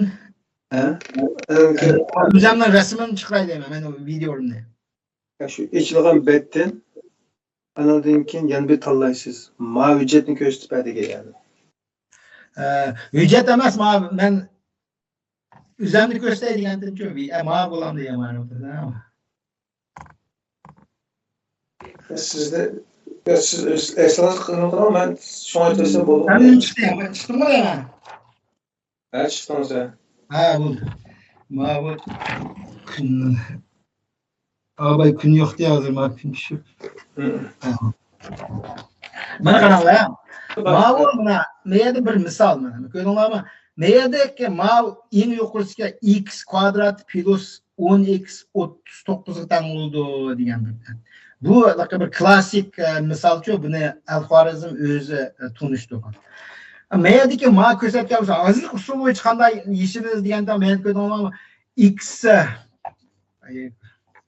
ma x kvadrat plus 10x'ni tarbiyaga 25 ni qo'shamiz. Tanglimining oyiqiga yana 25 ni qo'shamiz. Bu vaqtda birinchi tanglim o'zgarmaydi-ku, shuni kelib chiqadi. Chunki tanglikning 2 yil tarbiya 25 ni qo'shdik. Tamam. Şununla ani uni biz qanday deb yoza olamiz deganda x'ning kvadrati plus x'ning kvadratini to'qib. X'ning kvadrati plus 2'ga 5'ni ko'paytib, x ko'paytimiz, lekin 25'ni 5 bilan 5'ni ko'paytimiz deb yozamiz. Shundaymi? Lekin bu o'ng tarafdagi 39'ni 25 qo'shib qo'shilgan bo'lsa 64 bo'ldi. Shu vaqtida lekin bu sol tarafni qaraydigan bo'lsa x plus 5'ning kvadrati nimaga teng bo'ldi? Vaqt 64 ga teng bo'ldi. Buningdan endi biz yishib bir masalan x plus 5'ning kvadrati 64 bo'lgandan albatta x plus 5 yoki 8 bo'ldi yoki minus 8 bo'ldi degan xulosani chiqaramiz. Uningdan endi x'ning ikki qiymati bor. Birisi x minus 8 bo'ldi, yana birisi x 3 ga teng bo'ldi degan. Endi Al-Xorazm davrida bor-ku, manfiy sonlar e'tirof qilinmadi. Manfiy sonlarning ma'nosi yo'q. Chunki ya'ninki masalan bir ya'ni o'lchagan chaqda ya'ning kengligi minus 3 deganning hech qanday ma'nosi yo'q. Shu vaqtda manfiy sonlar yo'q. Bu hozirgi zamonning ish usuli. Buni o'ttir maktabda o'qigan har qanday odam bunday narsani yeshalaydi shuni. Shunami? Undan buni Al-Xorazmi nayt aqlli bir usullanib qanday bo'ldi deganda men ko'raman. Bu sol tarafdagi kichik katakchi x'ning kvadratini bildiradi. Shundami? Endi 10 endiga 10 x'ni qanday bo'ldi deganda bir yonning kengligini x deydigan bo'lsa 10 x deganni ma'noda ifodalangan bo'ldi. Meğer x nima uzun kengligi, uzunluğu 10 oldu şu 10 x. Bu 39 ga teng bo'ldi. Shuni bu narsa tabiiy ama qarab adam tushundim, nima x'ning kvadrat plus a bo'ldi degan. Endi qanday qildi deganda bor-ku, men bu yerda ma'ni bir ko'rsatay. Bu qiziqarli narsa-ku. Qaranglar. X'ning kvadrati. Bu ekilib qanday tizdi deganda ma'ni mega ekilib endi ma'ni mega qo'ydi. Men sizdan bir savol so'rayman. Mushuninki nima maydoni qanchalik hozir? Form bo'yicha, tanglim bo'yicha. Tanglim bo'yicha yig'indisi 39 ga teng bo'ldi. Shundami? Berilganda qaranglar, ma'ning maydonni hammasini yig'ib keladigan bo'lsa 39 ga teng degan so'z. Endi men buni aylantirib kelganda buning hech qandayligi nima maydoni o'zgarmadi, maydoni yana 39. Shundami? Endi qanday qilmaymiz deganda o'ttirdikini 25 meya 5 bo'ldi-ku, 5 ni 5 ko'paysak 25 bo'ldi, 25 dan kvadrat chiqdi. Chiqqandan keyin endi qanday bo'ldi deganda, endi keyin mushu usuldan foydalanib endi mana meya ko'rdik. Meya 25 bo'ldi ekan, bu jami maydon, berilgan maydonning o'rnimisi 39 bo'ldi. 39 25 64 ga teng bo'ldi. Ma usul bo'yicha eng oxir kelib, eng oxirda abayman deb o'tgandek, eng oxir kelib x'ning qiymati 3 ga teng bo'ldi deb algoritm mushu Al-Xorazmi mushu usulni ko'rsatdi. Minus bo'lmaganlik uchun 3 ga teng bo'ldi deb chiqargan. Minus vaqti e'tirof, minusni manfiy son deymiz, manfiy sonlar degan keyin paydo bo'lgan. Bu nimada xeyli keyin paydo bo'lgan. Vaqtlarda u manfiy son degan qumtig'i nima qilgan. Agar biroz vaqt chiqib manfiy son chiqargan bo'lsa, u vaqtda dunyodan odam bo'lib qolgan bo'ladi. Xo'sh, endi bu nimaga kelaylik? Endi sizga berdim. Endi men keyingi betda hindi arab raqamlarining taraqqiy qilish jarayoni degan bet bor. Bo'ldi, men shu bet keldim mana hozir. Ashun chiqirib qo'yaveraman men. Endi men ham shu hindi arab raqamlarining taraqqiyinish jarayoni deganni bir tunishtirib o'tay dedim. Hindi arab raqamlari 10'lik sonlar sistemasidagi 10 belgi. Bu yerda hozir biz son deymiz, u bir belgi deb qarash bo'ldi. Masalan, ya'ni 1 2 3 4 5 6 7 8 9 0 lardan iborat. Bu raqamlar təxminən 6-cı, 7-ci əsrlərdə hazırki Hindistanda barlıq gəlgan. 9-cu əsrdə İslam dünyasında Əl-Xvarizmi və Əl-Kindi'nin xizmətləri arqılıq kən qəbul qılınған. Bu 9-cu əsrdə Ərəb dünyası qəbul qılınıb bolğan bunlar. Bu yerdə mühim san nima deganda nol degan san şu. Nol asla surat qaraydigan bolsanglar, asli hindi raqamlarda faqat bir chekdi. Ma'lumki bizning musulmonlarning bu kitoblarni yozgan bo'lsa, nolni shu chekda orqali belgilab qo'ygan. Lekin hozir keyin asta chekda yo'g'irab nolga aylanib, hozir nol belgisiga aylangan. Bu 9-asr islom dunyosi qabul qilgan. Yevropa qachon tarqaldi deganda Leonardo Fibonacci deb bir donliq matematik bor. U shu musulmon matematikning kitoblarini va tarjima qilingan kitoblarini umumiy arabchani bildi ekan. Shu arabchani bilgan ekan, shu musulmon matematiklarningki shu kitoblarini tarjima qilib, shundan foydalanib, andigan 1202-yili Liber Abaci nomli bir donliq kitobni yozdi. Yezib shu orqali andigan bu nolni o'z ichiga olgan shu hindi arab raqamlarini Yevropaga tunishtirdi. Bu dastlabda Hindistonda yaralgan, keyin ma'lumki endi arab deydi, amaliyotda bu arab degani to'g'ri emas, chunki Xorazm o'zi arab emas, Al-Kindi arab emas. Shu endi buni atilishdi uchun biroz xatolik. Aslida hindi turk raqamlari deb atsa ham yaxshiroq bo'ladi. Lekin buni endi asosan bu yerda demoqchi bo'lganim, Liber Abaci orqali yezish orqali Leonardo Fibonacci buni Yevropaga tunishtirdi. Lekin vaqtda dastlab tunishtirgan tarqalmagan. Rasmiy tarqalish yana bir 300 yil o'tgandan keyin andigan tarqalish boshlaydi Yevropa. Lekin islom dunyosida uni qabul qilinib bo'lgan. Degan gap. Buningda shunchalik so'zlay. Endi ikkinchi olim, ya'ni Al-Kindi kelaylik. Al-Kindi 801-yili hozirgi Iroqdagi Kufa degan shaharda dunyoga kelgan. Shu yerda tarbiya ko'rgan, 873-yili 72 yoshda Bag'dod shahrida vafot bo'lgan. U islomning oltin davridagi faylasuf, matematik, doktor, muzik nazariyachisi bo'lib, arab falsafaning otasi degan sharafnomiga erishgan. Al-Kindining bilim doirasi intayin keng bo'lib, logika, ximiya, meditsina, psixologiya, astronomiya va kozmologiya sohalariga munosabatli nurg'un asar va risolalarni yozgan. U Bag'doddagi Al-Aqliya, Baytal Hikmada uzun yil mas'ul xodim bo'lib ishlagan, qadimgi grek asarlarni arabchaga tarjima qilish jarayonida yetakchilik rolini o'ynagan. U Al-Xvarizm bilan hamkorlashib, hindi raqamlarini arab dunyosiga tunishtirishda cho'ng rol o'ynagan. Endi bu yerda bu arab raqamlarni, hindi arab raqamini tunishtirish jarayonini men bu yerda qaytadan so'zlab chiqmayman, bu chunki bu Al-Xvarizm bilan birga ishlagan. Lekin buning bir naydi bir alayligi nima deganda, Al-Kindi shu kripto analizi deydi-ku, kripto analizi degan arabchada sifr analizi deb ataydi ekan. Sifr degan shu maxfiy uchur degan ma'no ekan-ku asli. Deb atalgan shu statistik tarmoqning yaratuvchisi deb tushunadi.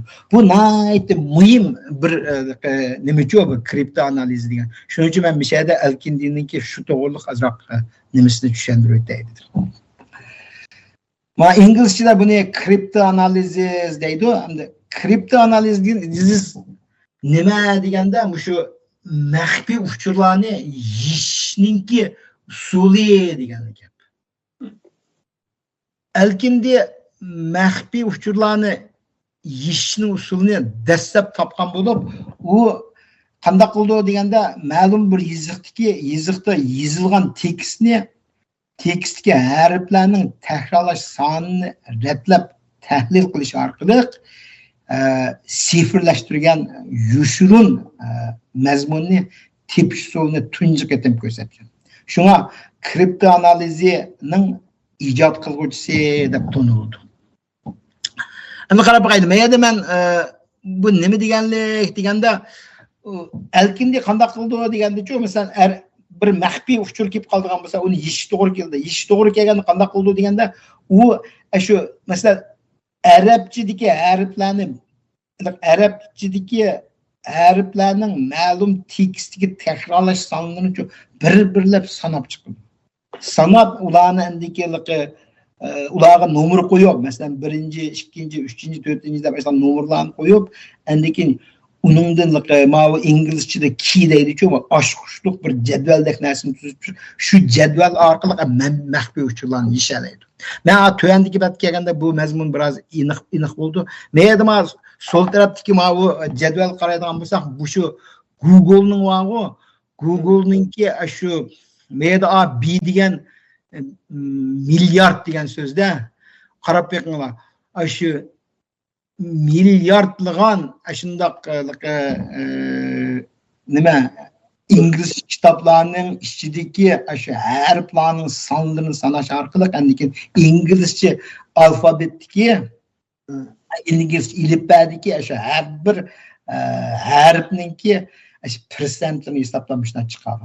Bu orqali andikin bir key deymiz, oshqush orqali shu maxfiy uchurlarni yashkini bo'ldi. Bu biyat ko'rsat. Mana bu Elkindining o'zining chiqargan narsasi edi. Ko'rdinglar masalan, deymiz-ku birinchisi nimda arabcha nimda o'qatdik. Elif. Mana masalan bu bir tekstni topildi, tekstni o'tirib ashada zerikmay ashlar sanaydi. Qancha elif chiqqan, qancha el chiqqan, qancha em chiqqan deb ashada hammasi 648, 600, 438, 320, 220 va kazashlarning hamma harfi. Men to'liq harf bor deyman alfabetsi, ya'ni arabchininki. To'liq deydi. Ularning hammasini sanab chiqdi. Sanab chiqqan shunaqa bir jadval tuzgandan keyin, andikin ularningki persentni hisoblaydi. Persentni hisoblab, shu persentlar orqali endi qanday qildi degan. Mana sol taraf qaraydigan bo'lsanglar, mana hech kim to'namaydigan bir xil nimada maxfiy yozilgan uchurlar. Bu maxfiy yozilgan uchurlarni obayga jadvalga silishtirish orqali har bir harfningki shu paydo bo'lish persenti bilan shu endi ular yeshib chiqib, mana u tarafdagi arabchadan aytib ma'nisini bildirgan bir narsa chiqdi. Bu taxmin bo'lamdi ya muqarrar. Yani to'g'ri. Endi 100 bo'lmaydi. Matematikada statistik 100 chiqmaydi. Masalan, ba'zi bir harflarni nima qanchaqda albatta uni o'ziga sepirdigan bo'lsa, mana bir narsa chiqarib qo'ydi, lekin uning ichidan andikin masalan ma'lum so'z kelgan chog'da o so'zning ma'nosini albatta til bildigan odam kelib uni yishib andikin chiqdi. Endi hozir bu texniklikcha nima qilib ketdi. Hozir degan u harflar orqali emas, hozir degan shu voy bu ma'lum AI deymiz-ku, ma'lum sunniy aql nimalar orqali u degan uning nurg'un nima. Lekin men ko'rsatmoqchi bo'lgancha mushu narsani vaqo eng boshda bizning Elkindi eng dastlabda mushuni chiqargan. Mushtaq mana addila mana mushtaqlikqa addila obayq men ko'rsatganlikqa nimalar orqali ashtaq nazariyaninki asosini tikilgan demoqchiman. Bir xil qonuniyatni o'tirib qo'yayotganda bu. Mushundaq usul bu birli usul emas. Bu 1000 mushtaq usullardan 1000-chilarni ko'rsatdi. Bu balki obayq sizning degan so'ragan savolingizga qisman javob bo'ldi. Bir xil usul emas. Uning har xil usullari bo'ldi. Çünkü birini topgandan keyin andikin boshqalarni bilatlab chiqib, uni Elkindi chiqqan. Yana bir batga o'tadigan bo'lsak, yani shu chog'da bu kishininki hammadan normal 5-ko'rib deb hisoblab ketayotgan chog'da o'xshamagan nuqtadan kuzatib berib, tafakkur qilib, yani o'tir chiqarayotgan naskenda bu hisobda. Aql idrok va hozir bizni qilayotgan shu AI, machine learning deymiz, machine o'rganish, aql idrok degan narsalar shu vaqtda boshlandi. Bu hozir aql idrok degan narsani kimga olib borib taqaydi desanglar, mana Alan Turing degan bor-ku, mana öz vaqtida 2. Dünya urushida Germaniyaning maxfiy uchurini yashgan adam shuningdan boshlangan deydi amaliyot undan amaliyotda shu Alan Turingda amaliyotda shu Al-Qindi vaqtlardan boshlab boshlangan. Buni e'tirof qildi hozir dunyoda. Men AB'da ko'rsatgan narsa inglizchada hozir e'tirof qilingan narsa. Buni shu kripto analizningki father of crypto analysis deydi. Shuning otasi deb ataydi olib ketdi. Bu İngilizce'deki nima Pan-texnik tarix var o ayrım yazılıvatı diyecek mesela ayrım yazılıvatı. Bu da doğru yani birden toxtalma. Tamam. Şunun için bunun ise Al-Kindi kelganda şu Al-Kindini kripto analizininki atışga deb bilsak bo'ldi hozircha. Xo'sh, keyingisi Tabit ibn Qurra. Endi Tabit ibn Qurra kelsak o bunun ham to'liq ismi ait uzunki bu Al-Sabit Tabit ibn Qurra Al-Harani. Endi Al-Harani eng oxirgi Haran degan yerda tug'ilgan deganligi. Men o'qiydigan bo'lsam, masalan bu hozirgi Turkiyaning Haran degan shahar tug'ilgan dangliq astronom va matematik bo'lib, Gretsiyaning klassik astronomiya asarlarini tarjim qilish orqali nom chiqqan. U sonlar nazariyasidagi amiklik sonlar. Bu yerda amiklik sonlar nima deganda men birdan turib ayrim tushundirman. Amiklik sonlar degan bu nimadagi grekchidagi amiklik degan amicable degan nima ma'noda deganda chiqishqoq degan gap. Do'stona chiqishqoq deganlik aytganda amiklik sonlar degani amaliyotda bir-birisi bilan chiqishadigan sonlar degan gap. Mushlarda tushunsa bo'ladi. Shunda amiklik sonlarni belgilaydigan formulni topgan. U yana o'rta asrdagi dangliq doktor bo'lib, latin tilida Tibet degan ism bilan Yevropaga to'lgan. Yevropada bu dunyoda ait jiqto'nuvchi Tibet deganda ma inglizchada BIT deb spell qildi. Tibet desa hammasi bildim. Shu nimadagilar, shu doktor saatliklar. Xudolik nima? Bilmem Ibn Sina o'xshash Ibn Sina doktor saatning kitoblari Yevropada, buning kitoblariga ait Yevropada shu nom chiqdi. Bu 11-asrdagi dangliq Nikolaus Kopernikusning yozg'ini qaraganda Tabit ibn Qurra 1 yilning uzunligini 365 kun 6 soat 9 minut 12 sekund deb iniqlab chiqqan bo'lib, shu mezgildagi o'lcham bilan faqat 2 sekund farq bo'lgan ekan. Endi hozirgi o'lcham 365 kun 5 soat 48 minut.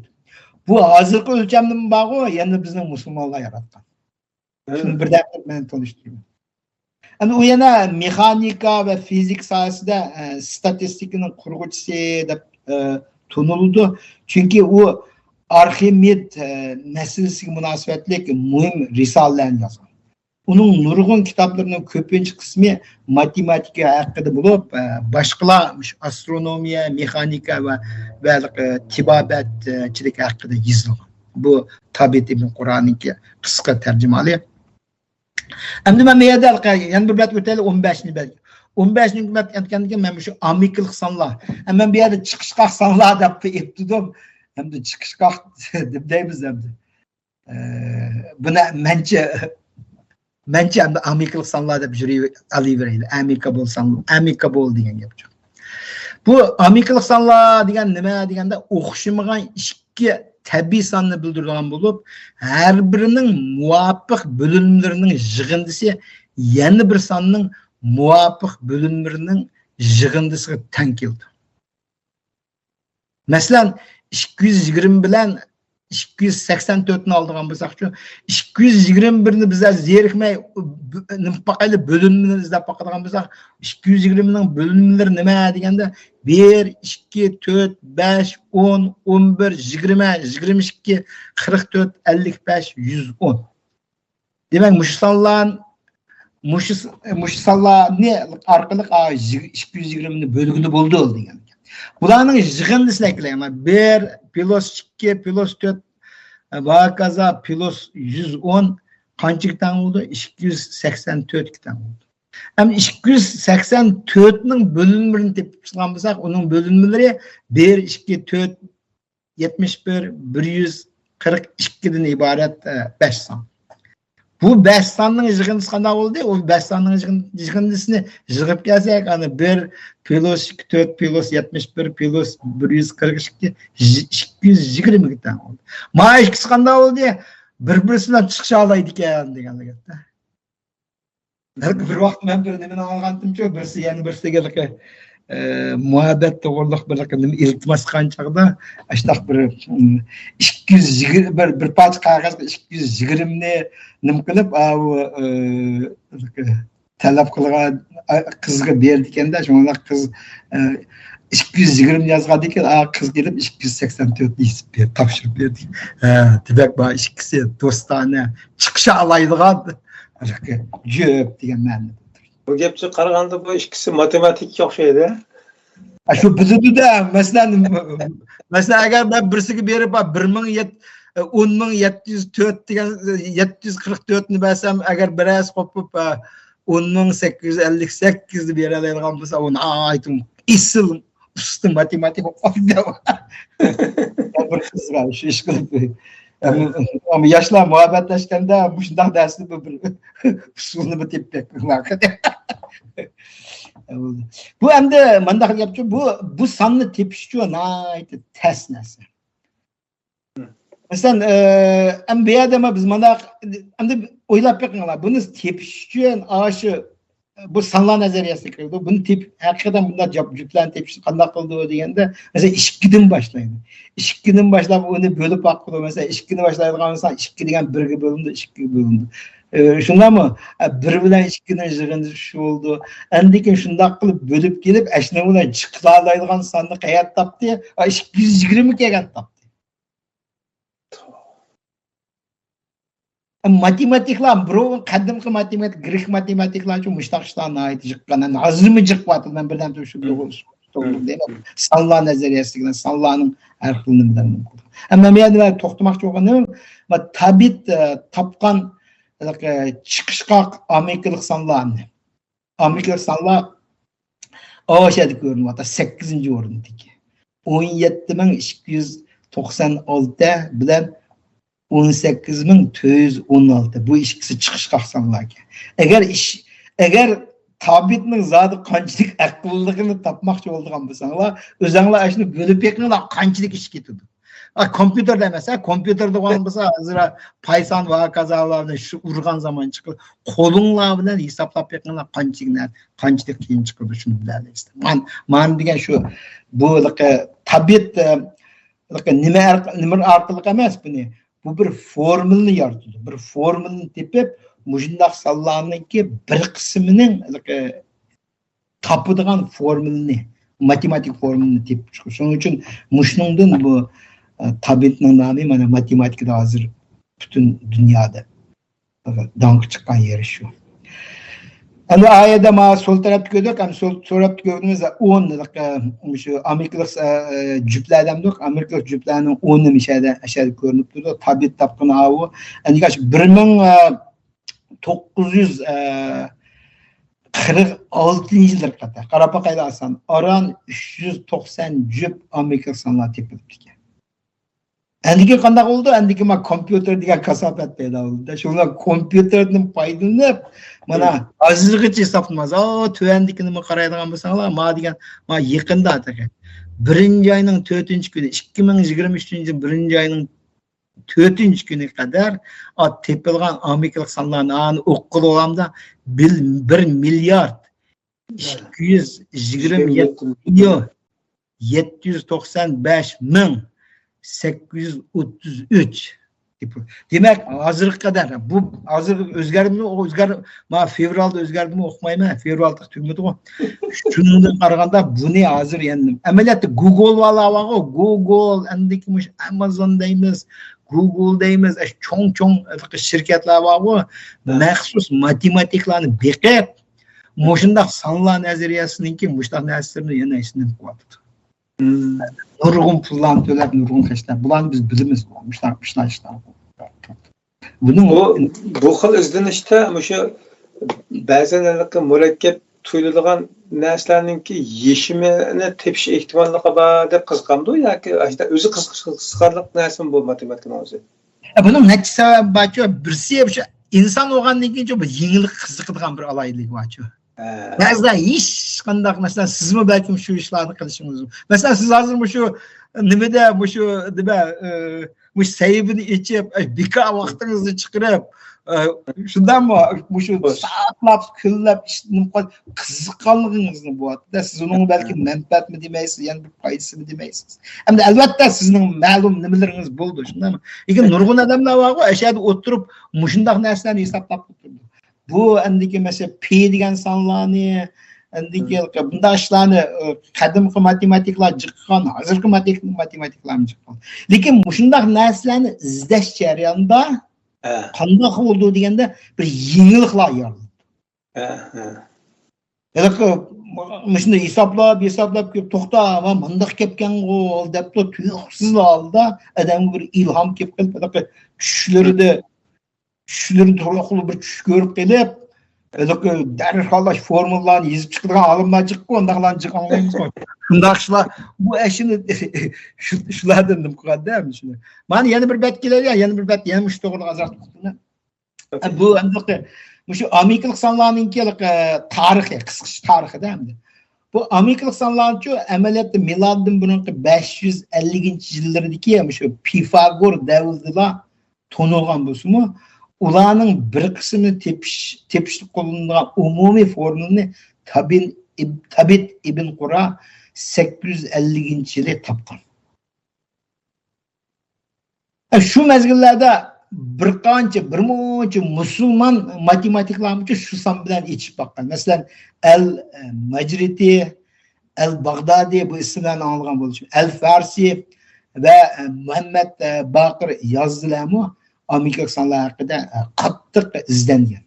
Lekin ular unum qozonmagan. Ularni bir topgan, lekin Tabit ibn Quradek nim qilmaganda. Uningdan boshqa Yevropalik ataliq matematiklar. Bular hamding 17-asrdan keyin hatto masalan Fermat 17-asrdagi, ya'ni tövəndi xata deb. Fermat degan 17-asrdagi, Descartes degan koordinat sistemasini yaratgan bor, u shu 17-asrlarda.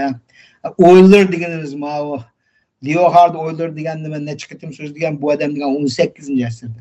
Bu odamlar mana shu qattiq mushto'g'irlikni qilgan. Eulerning bir qilgan ishi nima deganda 1750-yillarga deyman. Bu Tabit ibn Qura topgan haliqi cho'ng son bor-ku, shu amiklik sonlarni u qaytadan shu o'zi bir hisoblab chiqdi, shunda hayajonlanib ketdi. Degan odam 850-yilda yozgan darsni xuddi 1000 yildan keyin-da o'ylar degan hayajonli ma'nosini topdi. Ammo keyin qarab baqsa buni degan Tabit ibn Qura degan 850-yil formula chiqib qoldi. Ammo yana bir gap bormi shunaqa 1184 bilan 1211 deganmi-ku, bu bir amiklik sonlar. Buni 16 yoshlik bir bola, Nikolo deydigan 16 yoshlik bola 1867-yili u qaytadan bir topadi. U baldi balki mashada o'tirib, ashta bir nima to'xtab men shuni chiqirib boqaychu deb hisoblab. Endi hisoblash jarayoni murakkab emas-ku bu yerda. Faqat qanday qildi degan bo'linmalarni topdi. Bölümlerini tepip jarayoni aytib bir zerikishlik jarayonda. Lekin ismi qilgan 16 yoshlik bolaning kimi. Uni matematik desak bo'ldi shu bolada. Shunga o'xshashdi. Mishad bir savol. Hozir bola bilan bu Tabit ibn Qurraninki shu hisoblash jarayoni o'xshashmikan-da, o'xshamagan jarayonda hisoblab chiqdi. Bu belki bunu taze nimkimidem belki Tabit ibn Qura bir formül işletken bu. Tabit ibn Qura tapkan aslanına ait çoğunluğu. Hem abal tapkan kiçigerek sanmış. Bu sanniye hem de elbette biz bilimizde hazır bilgendik ki bunu oturup vakit çıkarsak özümüzü ispat alayımız ama da. Lakin Belki o 16 yaşlık balı belki özünün bir alaydı bölüş usullarını tapkandı ya ki kanda okumayımız. Lekin kiçikrak sanda. Lekin bir ataydım kanuniyet okşaş belki jarayonlarda fark bo'lishi mumkin. Kanuniyat jarayoni o'xshamaydi. Lekin shu endi nima deymiz deganda asosan iniqlimisi, matematikada shu iniqlimisi degan nimani bilish kerak. Shu iniqlimisi bo'yicha shu ikkisining chiqish qahsan bo'lganligini, yoki do'ston san bo'lganligining shu nima qilgan jarayoni, balkim bundaq san kelgan bo'lsa, balkim o'sha ekran oldida o'tirgan qarindoshlarni isbotlaydi, ma haqiqatan shunday bo'ldi ekan. Isbotlab ko'rib betinglar qanday bo'ldi. Qancha vaqt ketdi. Lekin shu jarayonda bunday ishlar bor kerak. Lekin Tabit ibn Qur'onning uchun formula topgan yeri u boshqacha. U formulani bu yerda ko'rsatmadim. Izlasanglar bo'ldi. Tabit ibn Qur'on deb Google sasanglar ismi chiqdi. Shu vaqtda buni amerikalik sanlar haqidagi topgan formulasi yashadi ko'rsatdi. U formula sağandan keyin, lekin u formula uchun umumyuzlik emas. Umumyuzlik formulasi hozirgacha topilmadi. Hozir faqat nima deganda kompyuter orqali kompyuterda algoritm, ya'ni program tuzish orqali uni nima qila oladi. Uni nima qiladi? Kompyuter o'zi bizning Python bildigan qarindoshlar o'tiribda o'zinglar bir program yozsanglar, o'zinglar nurg'un narsani chiqara olasizlar. Faqat qanday qildi deganda, meningcha uning bosqichi qanday qildi deganda birdan boshlaydi. Birdan boshlab uning bo'limlarini dastlab chiqadi. Endi bo'limlarning yig'indisini topdi. Endi u yig'indisini yana bir yoqda yana bir kod tuzib, u kodni aning yig'indisini bo'lib qo'ydi. Shuning bilan ikkisining yig'indisi agar o'zaro chiqishib qolgan bo'lsa, chiqish qolsanlar deb tapqıda oldu da. Lekin uni endi ko'pincha odamlar undoqlarni qilmasligi mumkin, vaqt isroflik deb qaraydi, lekin matematiklar shu ishni qildi. Hozirgacha shu ishni. Xo'sh, ham kitabat 17-betga kelsak, 17-betda mana Tabitning yana shu arabchaga tarjima qilgan bir Apolloniosniki Koniklar degan kitobining ikki beti. Endi Apollonius degan o'z vaqtidagi Grek faylasuf va matematikda uning shu konik siziqlar haqida kitoblarni yozgan. U kitoblarni shu Tabit ibn Qur'on tarjima qilib chiqqan. U yana shu Arximetni bilamizmi? Arximet, Euklid va shu Ptolemiyninki asarlarini arabchaga tarjima qilgan. Me'rima ikki beti bu sog'lomlik narsalar mishada ko'rinib turdi. Bu shu Koniklar degan kitobning tarjimasiga yapyapti. Lekin uning aslidagi Apolloniosning aslidagi nusxasi yutib ketgan. Men arabchasi saqlanib qolgan. Agar bu odam shuningkin tarjima qilgan deb yozmagan bo'lsa, ijod kuchsiz shu Tabit bo'ladi. Tabit. Bundaqdan bu bir. Endi Al-Bataniya kelaylik, 18-bet.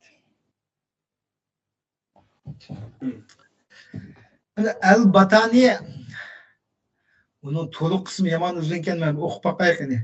To'liq qismi Abu Abdullah Muhammad ibn Jabir ibn Sinan al-Raqi al-Harani al-Sabi al-Batani. Benim qanday tushunimiz bu ismni? Yashadi al-Harani degan Haran degan shahar bilan munosabatlik Sabius al-Sabius Battani deb. Shunday uzun ism ekan-da, bu Arab filanida Arabning olimlari ham shunday uzun ism. İbn degani balisi degan gapchi, falonchidan pistonchidan balisi, uning balisining balisi degandek. Lekin undan keyingi Harrani, Sabi, Battani deganlar balki shahar, noya, ko'cha degandek ism bo'lishi mumkin.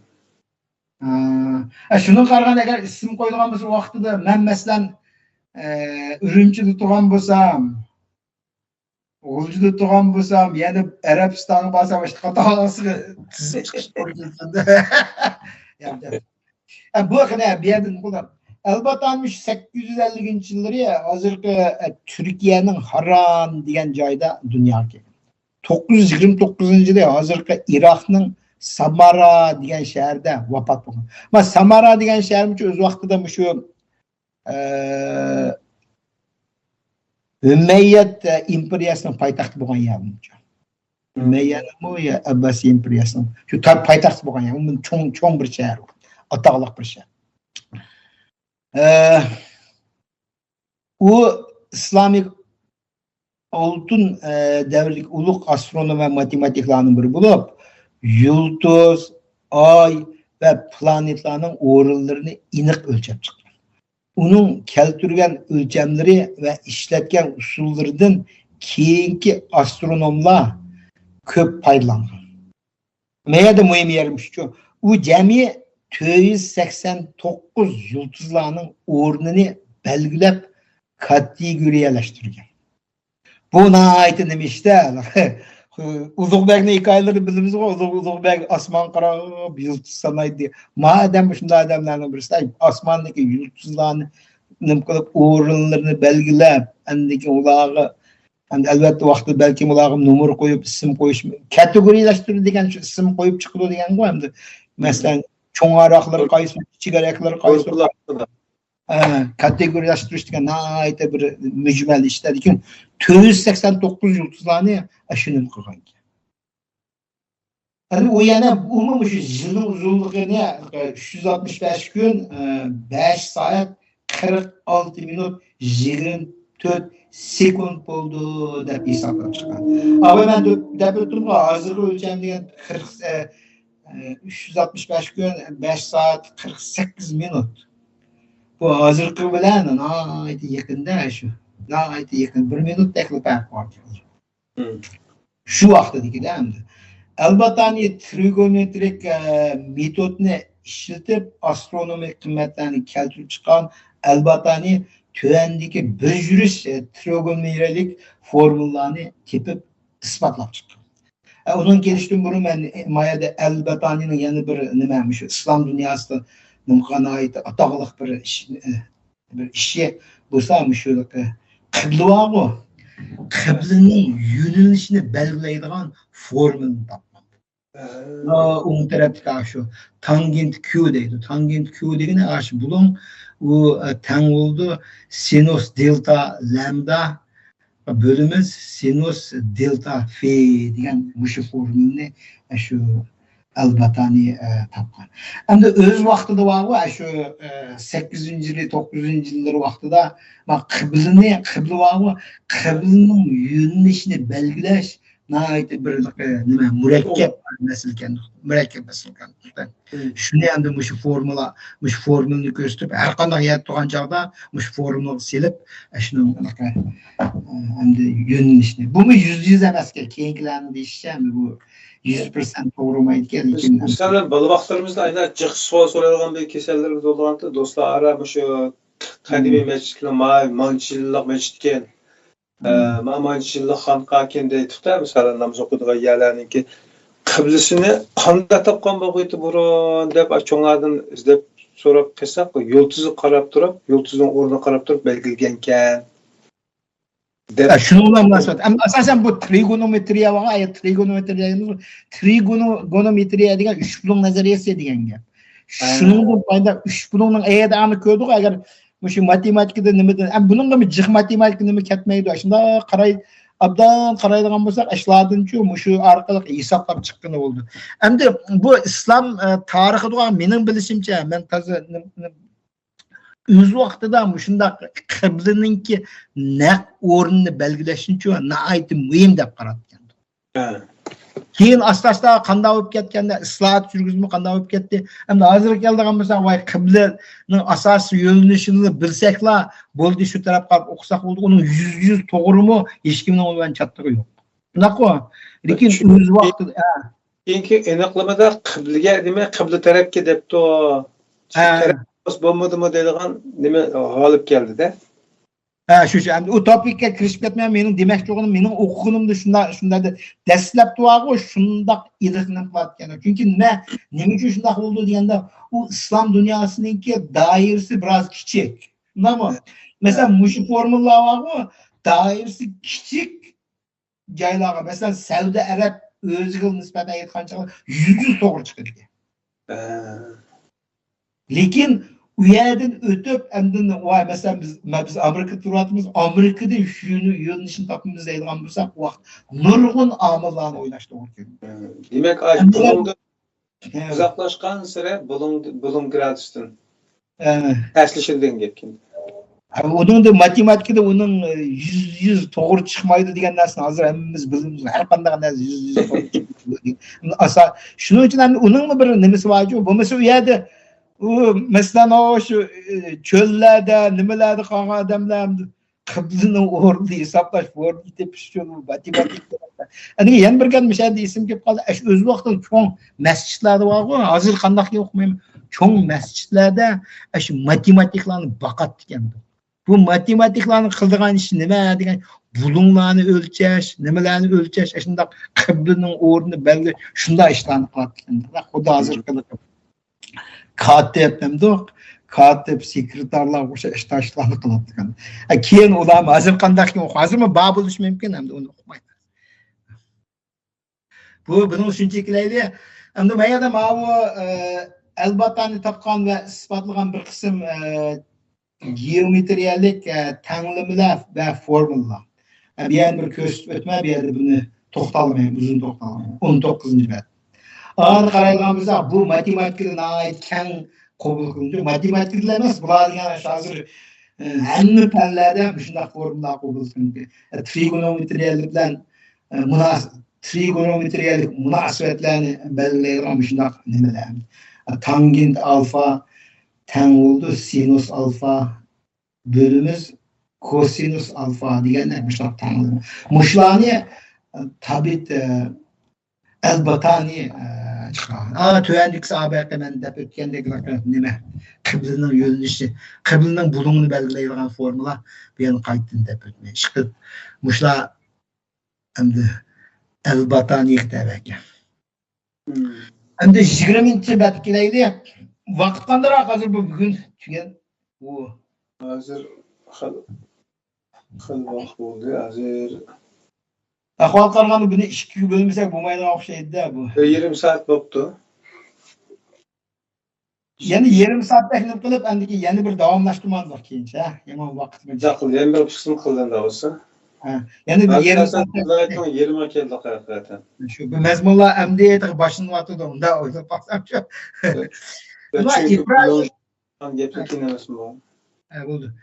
İbrahim ibn Sinan'ı tüketip endikin biraz suallar, cevap bu kılıp şuna yarım saat getirdik. Okay. 20. bet. 20. bette ama İbrahim ibn Sinan. Bu İbrahim ibn Sinan 908-de Bağdat doğulgan. 946-de 38 yaşta Bağdat'ta vefat olgan. Yaş ketipti. Yaş. O Tabit ibn Quraba var, Tabit ibn Qur'anın nevrisi bo'ldi. Endi bu kichik nevrisi bo'lgandan keyin albatta Tabit ibn Qur'anın ta'siriga uchraganda hamda dadisi hamma matematika toz qiziqmaydi ekan-ku bu. Lekin bu Tabit ibn Qur'anning nevrisi ibn Sinan matematikani ayt qiziqdi. Umi bir dangliq musulmon matematik va astronom bo'lib, shu geometriyani bo'libmi çemberning tangentlari haqida muhim tadqiqot ishlarini qilgan. Eğer men bir narsa ko'rsatib qo'yadigan mening rasmim ko'rinadi hozir. Men sizning cho'ng aytdi. Men bir narsa ko'rsatib qo'yadiganim-ku, ma'noda azabdir. Xo'sh, sizlar chiqdingiz ekan hozir. Chiqmadim. Ma ko'rindimi hozir? Ma çember ko'rindimi? Ko'rindi. Tangenti degan nima degan-ku ma'u mana qarang. Ma'u çemberning kemishi sizishgan kesishgan bir nuqtada kesishgan yeri mushu siziqni tangenti deymiz. Bir çember bilan bir tuz siziqdan kesishgan nuqtasini. Kesishgan nuqta emas, mushu siziq o'zi. Tuz siziqning siziqini. Tutashgan nuqta. Şunu tangentler demiş. Şunun için eğer ne olsa tangentler degan nima dedi. Şu anda şu çemberning tangentleri hakkında bu tangentler bilan munosabatli jiq narsalar bor-ku, hamda uningki bu yerda uzun to'xtalmayman. Shuning bulung'lari, uning bilan kesishgan nuqtalari, tuzsizlik bilan kesishgan nuqtalar orqali har xil bulung, har xil nimalar chiqadi-ku. Shuni aytib, shu haqida muhim tadqiqot ishlarni qilgan. U yana integral nazariyasini taraqqiyot uchun integral nazariyasini taraqqiyoti uchun cho'ng to'hfa qo'shgan bo'lib, keyingi Yevropa olimlari Kopernikus, Newton, Leibnizlarning calculus deganimizdan davu differensial va integral nazariyasi var o. Newton, Leibnizlar keyin yaratgan 18. asrlarda, 19. asrlarda yaratgan narsalar var. Bu İbrahim ibn Sinan şu nazariyaning kelib chiqishi uchun shu to'p qo'shgan deganlik shuning oid maqolalarni yozgan, tadqiqotlar qilgan degan. Shuning uchun buni shuningdan buni aytadiq dunyoga tunildi shu. Albatta bu yerda shubhisizki agar u 38 yoshda vafot bo'lib ketgan bo'lsa, nima sababdan vafot bo'lib ketdi uni uqmaymiz. Matematik sohasida texnik zo'r natijalarni yaratgan bo'ladi. U o'rta asr islom dunyosiga eng ulug' matematiklarning biri deb qaraldi. Uning baldiri o'lib ketishi uni o'zining dangliq buvisidanmi muhim to'p qo'shish fursatidan mahrum qilgan bo'lishi mumkin. 38 yoshda degan qanday nima qilgan?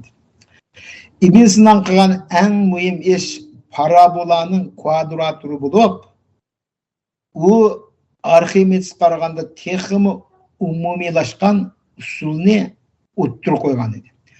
Uning buvisi Tabit ibn Qura integral hukmi qarta Arximedesga o'xshamaydigan fikrda bo'lishga boshlagan edi. Ammo Ibn Sinan al-Mahani deb yana bir matematik var-ku, buvisining erishgan natijasini yaxshi turganligini his qilgan. İbrahim mundaq deb yozgan.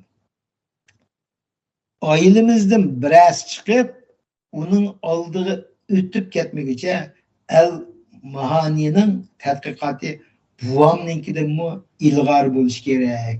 Albatta bu o'zining oilasining nihoyat faxrida, chunki uning buvisi ataqliq matematik, bu o'zi shundalarni chiqargan. Lekin shundaqdimi boshqalarning to'plarini e'tirof qildi bu yerda al-Mahani'miş to'g'ri.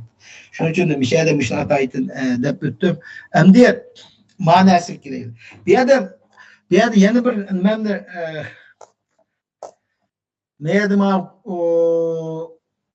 konik siziqlar to'g'riliq.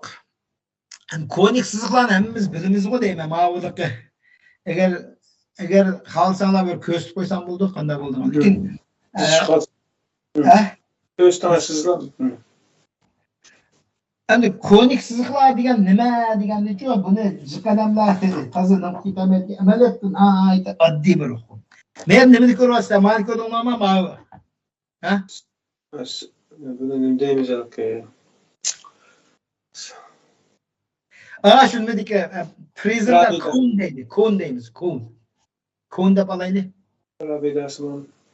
O'sha bir nuqtadan nima amaliyot bu qanday shakllangan degani uchun bir 3 bulungni var-ku, mesela kelib aylangandan keyin ma 3 bulungning qirlari aylanib chiqqandan keyin mesela konni asli bo'ldi. To'g'rimi? Bu tushunish bo'ldi deyman. Bir 3 bulung mesela böyle hozir bir 3 bulungni sizib shuna aylangandan keyin shuna aylangan izlari o'sha konni. Endi qanday qilamiz deganda endi bir mesela tuzlik var-ku, tuzlik. Tuzlikda agar mushu bir tuzlikda mushuni kesilgan bo'lsak, mushu bazasiga parallel oldi kesilgan bo'lsa, mayli shakllagan narsa nima bo'ldi?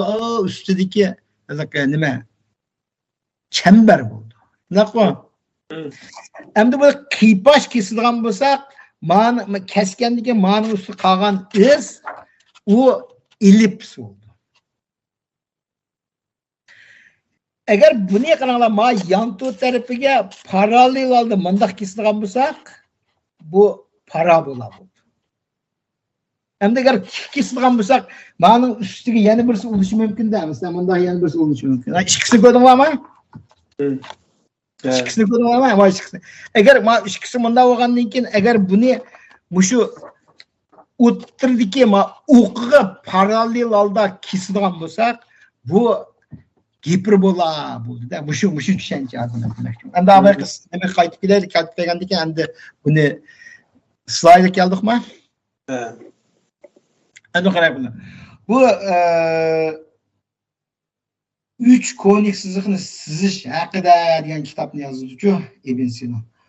Buningda shu Ibn Sino elips, parabola va giperbolalarni nuqtalar orqali kurashtiradigan usulni bayon qilib chiqadi. Gerçi bunu ko'rsatgan usuli Grek alimi Apollonios ideyasini asas qilgan bo'lsa-mu, u musulmon matematiklarga xos alayidlikni ro'shan ifodalagan bo'lib, o'zining yangi ko'z qarashlarini o'ttirib qo'ygan. Burunqilar bilan o'xshamaydigan, hozir men ko'rsatgan usullarga o'xshamaydiganda, shunday bir nimalar bilan endi uni nuqtalar orqali sizib chiqdi degan so'z, uni formulalarni tuzib chiqdi degan ma'noni bildirdi. Uni shu formula bo'lgandan keyin shu har qanday siziqni shu nuqtalar orqali shakllantirib bo'ldi. Shu usulni shu nima bu Ibn Sino topgan. Endi Ibn Sinoning yana bir topgan narsa nima deganda, parabolaning o'lchamlari to'g'risida deb yana bir kitobni yozuvchi. U kitobda Ibn Sino parabolaning bir bulungning maydoni deydi. Bir bo'lakning maydoni. Parabolaga kirgizilgan 3 bulungning maydonining 4 dan 3 qismi teng bo'ldi degan yakunning nəhayət isil bir isbotlash usulini bayon qildi. O'zi topgan emaskan, u boshqaninki bir boshqa isbotlash usulini ko'rsatgan. Mana u tuvan tarafga u rasmni qaraydigan bo'lsak, mana sol tarafning tuvan tarafga rasmni qaraydigan bo'lsak, ana yerda u y teng bo'ldi x'ning kvadrati. Shundami? Ashada parabolaninki ustidagi 3 bulung var. Şu 3 bulungning maydoni deydi. A'ninki nimaning maydoni 4 dan 3 qismi teng bo'ldi degan ashadashni ko'rsatadi. Shunday. Unusi Ibn Sino shu nurg'un konkret matematik masalalarni to'plab, ularni bir taraf bo'lgan geometrik va algebrik usullarni tushuntirib bir qancha kitob yozgan. Bu kitoblarning amaliy qo'llanishchanligi bor kitob. Men abay deb o'tdim, musulmon matematiklarning bir alayidagi qo'llanishchanligini ayt kuchli bo'ldi. Chiqargan shu hal qilish usullari konkret masalalarni ayt hal qilish.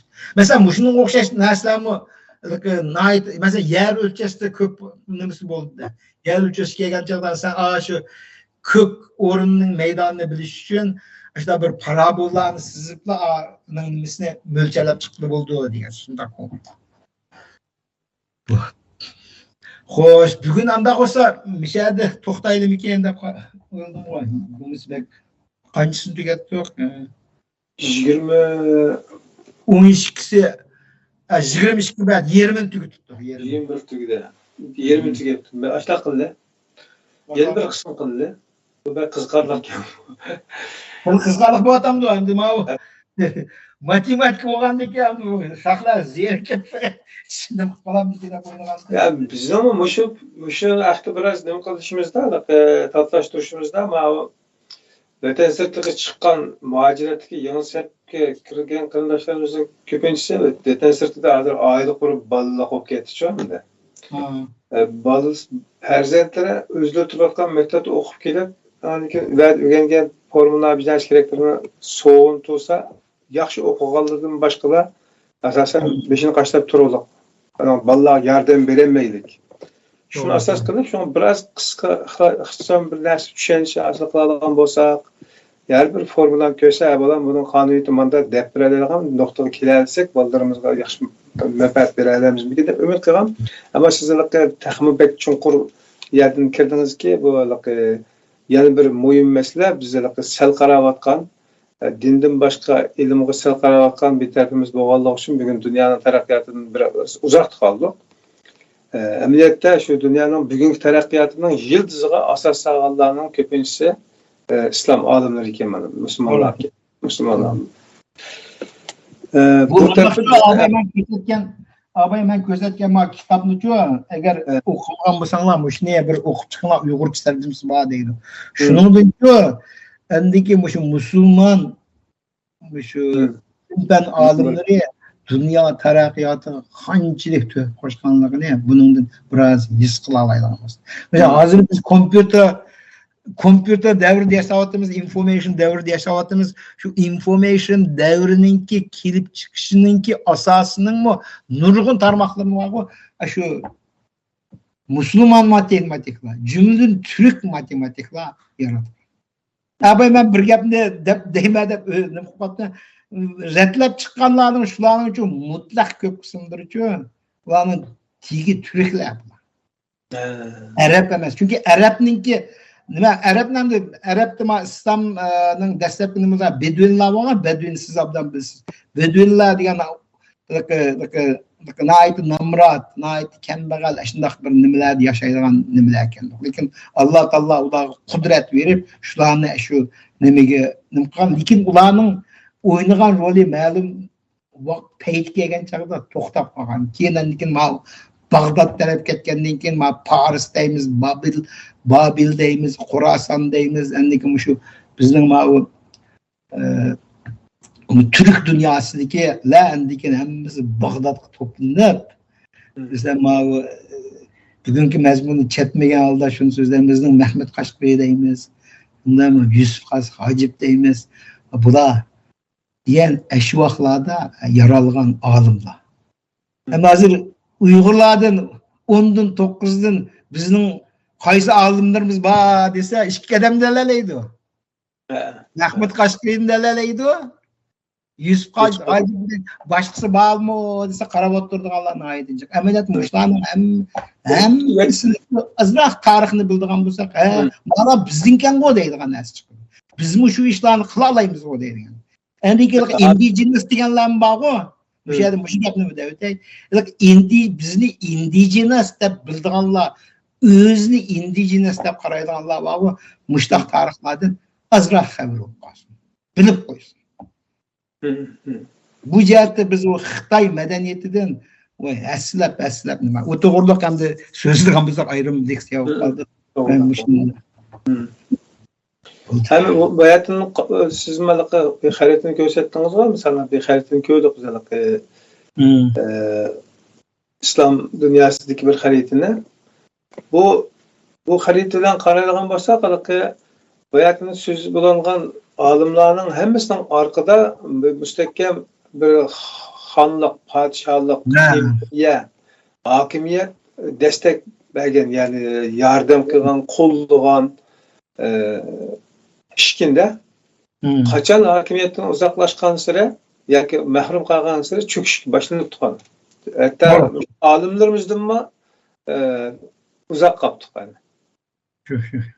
Mesela bu nayet bir mühim noktada hem de şu İslam'ın kim şu altın devrinde var o, şu bayla, halifler, şu nimeler var o, bulanın hepsinin besçildiğin neresi nime diyende kaç kitabın var, kitapxanı kurdun mu, kaç alimni baksa, kaç nimelerge pentatqiqatçılarga nime deymiz, meblag solsa degandek bilan bassil shunday. Lekin mana bu 1000 bunimi kelaqatim nima qildi to'xtalamiz. 15-asr kelgandan keyin bu butun nimalar shu buzilib ketib, shu nima qilgan bu uzun gaplar. Bu yerda keng paranglar. Abayatdan jumlaq narsaning uyg'urcha ismini silindir deb yozibdik mi arkadaşımız? Ağzımız kelmedi. Silindir deydi ekanmiz. Ya silindir mi bu? Başka mı? Silindir mi var mı? Var silindir. Tamam, bayağı kısa. Uçtuk silindirden de. Bu ne? Bir izlap uçtuk silindirsin buldu ama tüven tarafı şu da. Demek bana emellerinden alakalı konu düşüncelerimiz yanılıp biraz tatlındaki yaxşı bir team oldu. Siz köp Yani rahmat. anlayan kerindaşlar şu ayşe şundaq suallar bolsa, her qandaq nima bolsa o'tirib qo'yinglar. Shu orqali bu nima bo'ldi? Bu Elbette. bir yerde o bir matematik degan şu o'zimiz kunda ishlatgan narsa hamma. Hammamiz ishlatamiz. Uni faqatli matematik deb qo'rqib qolishimizga.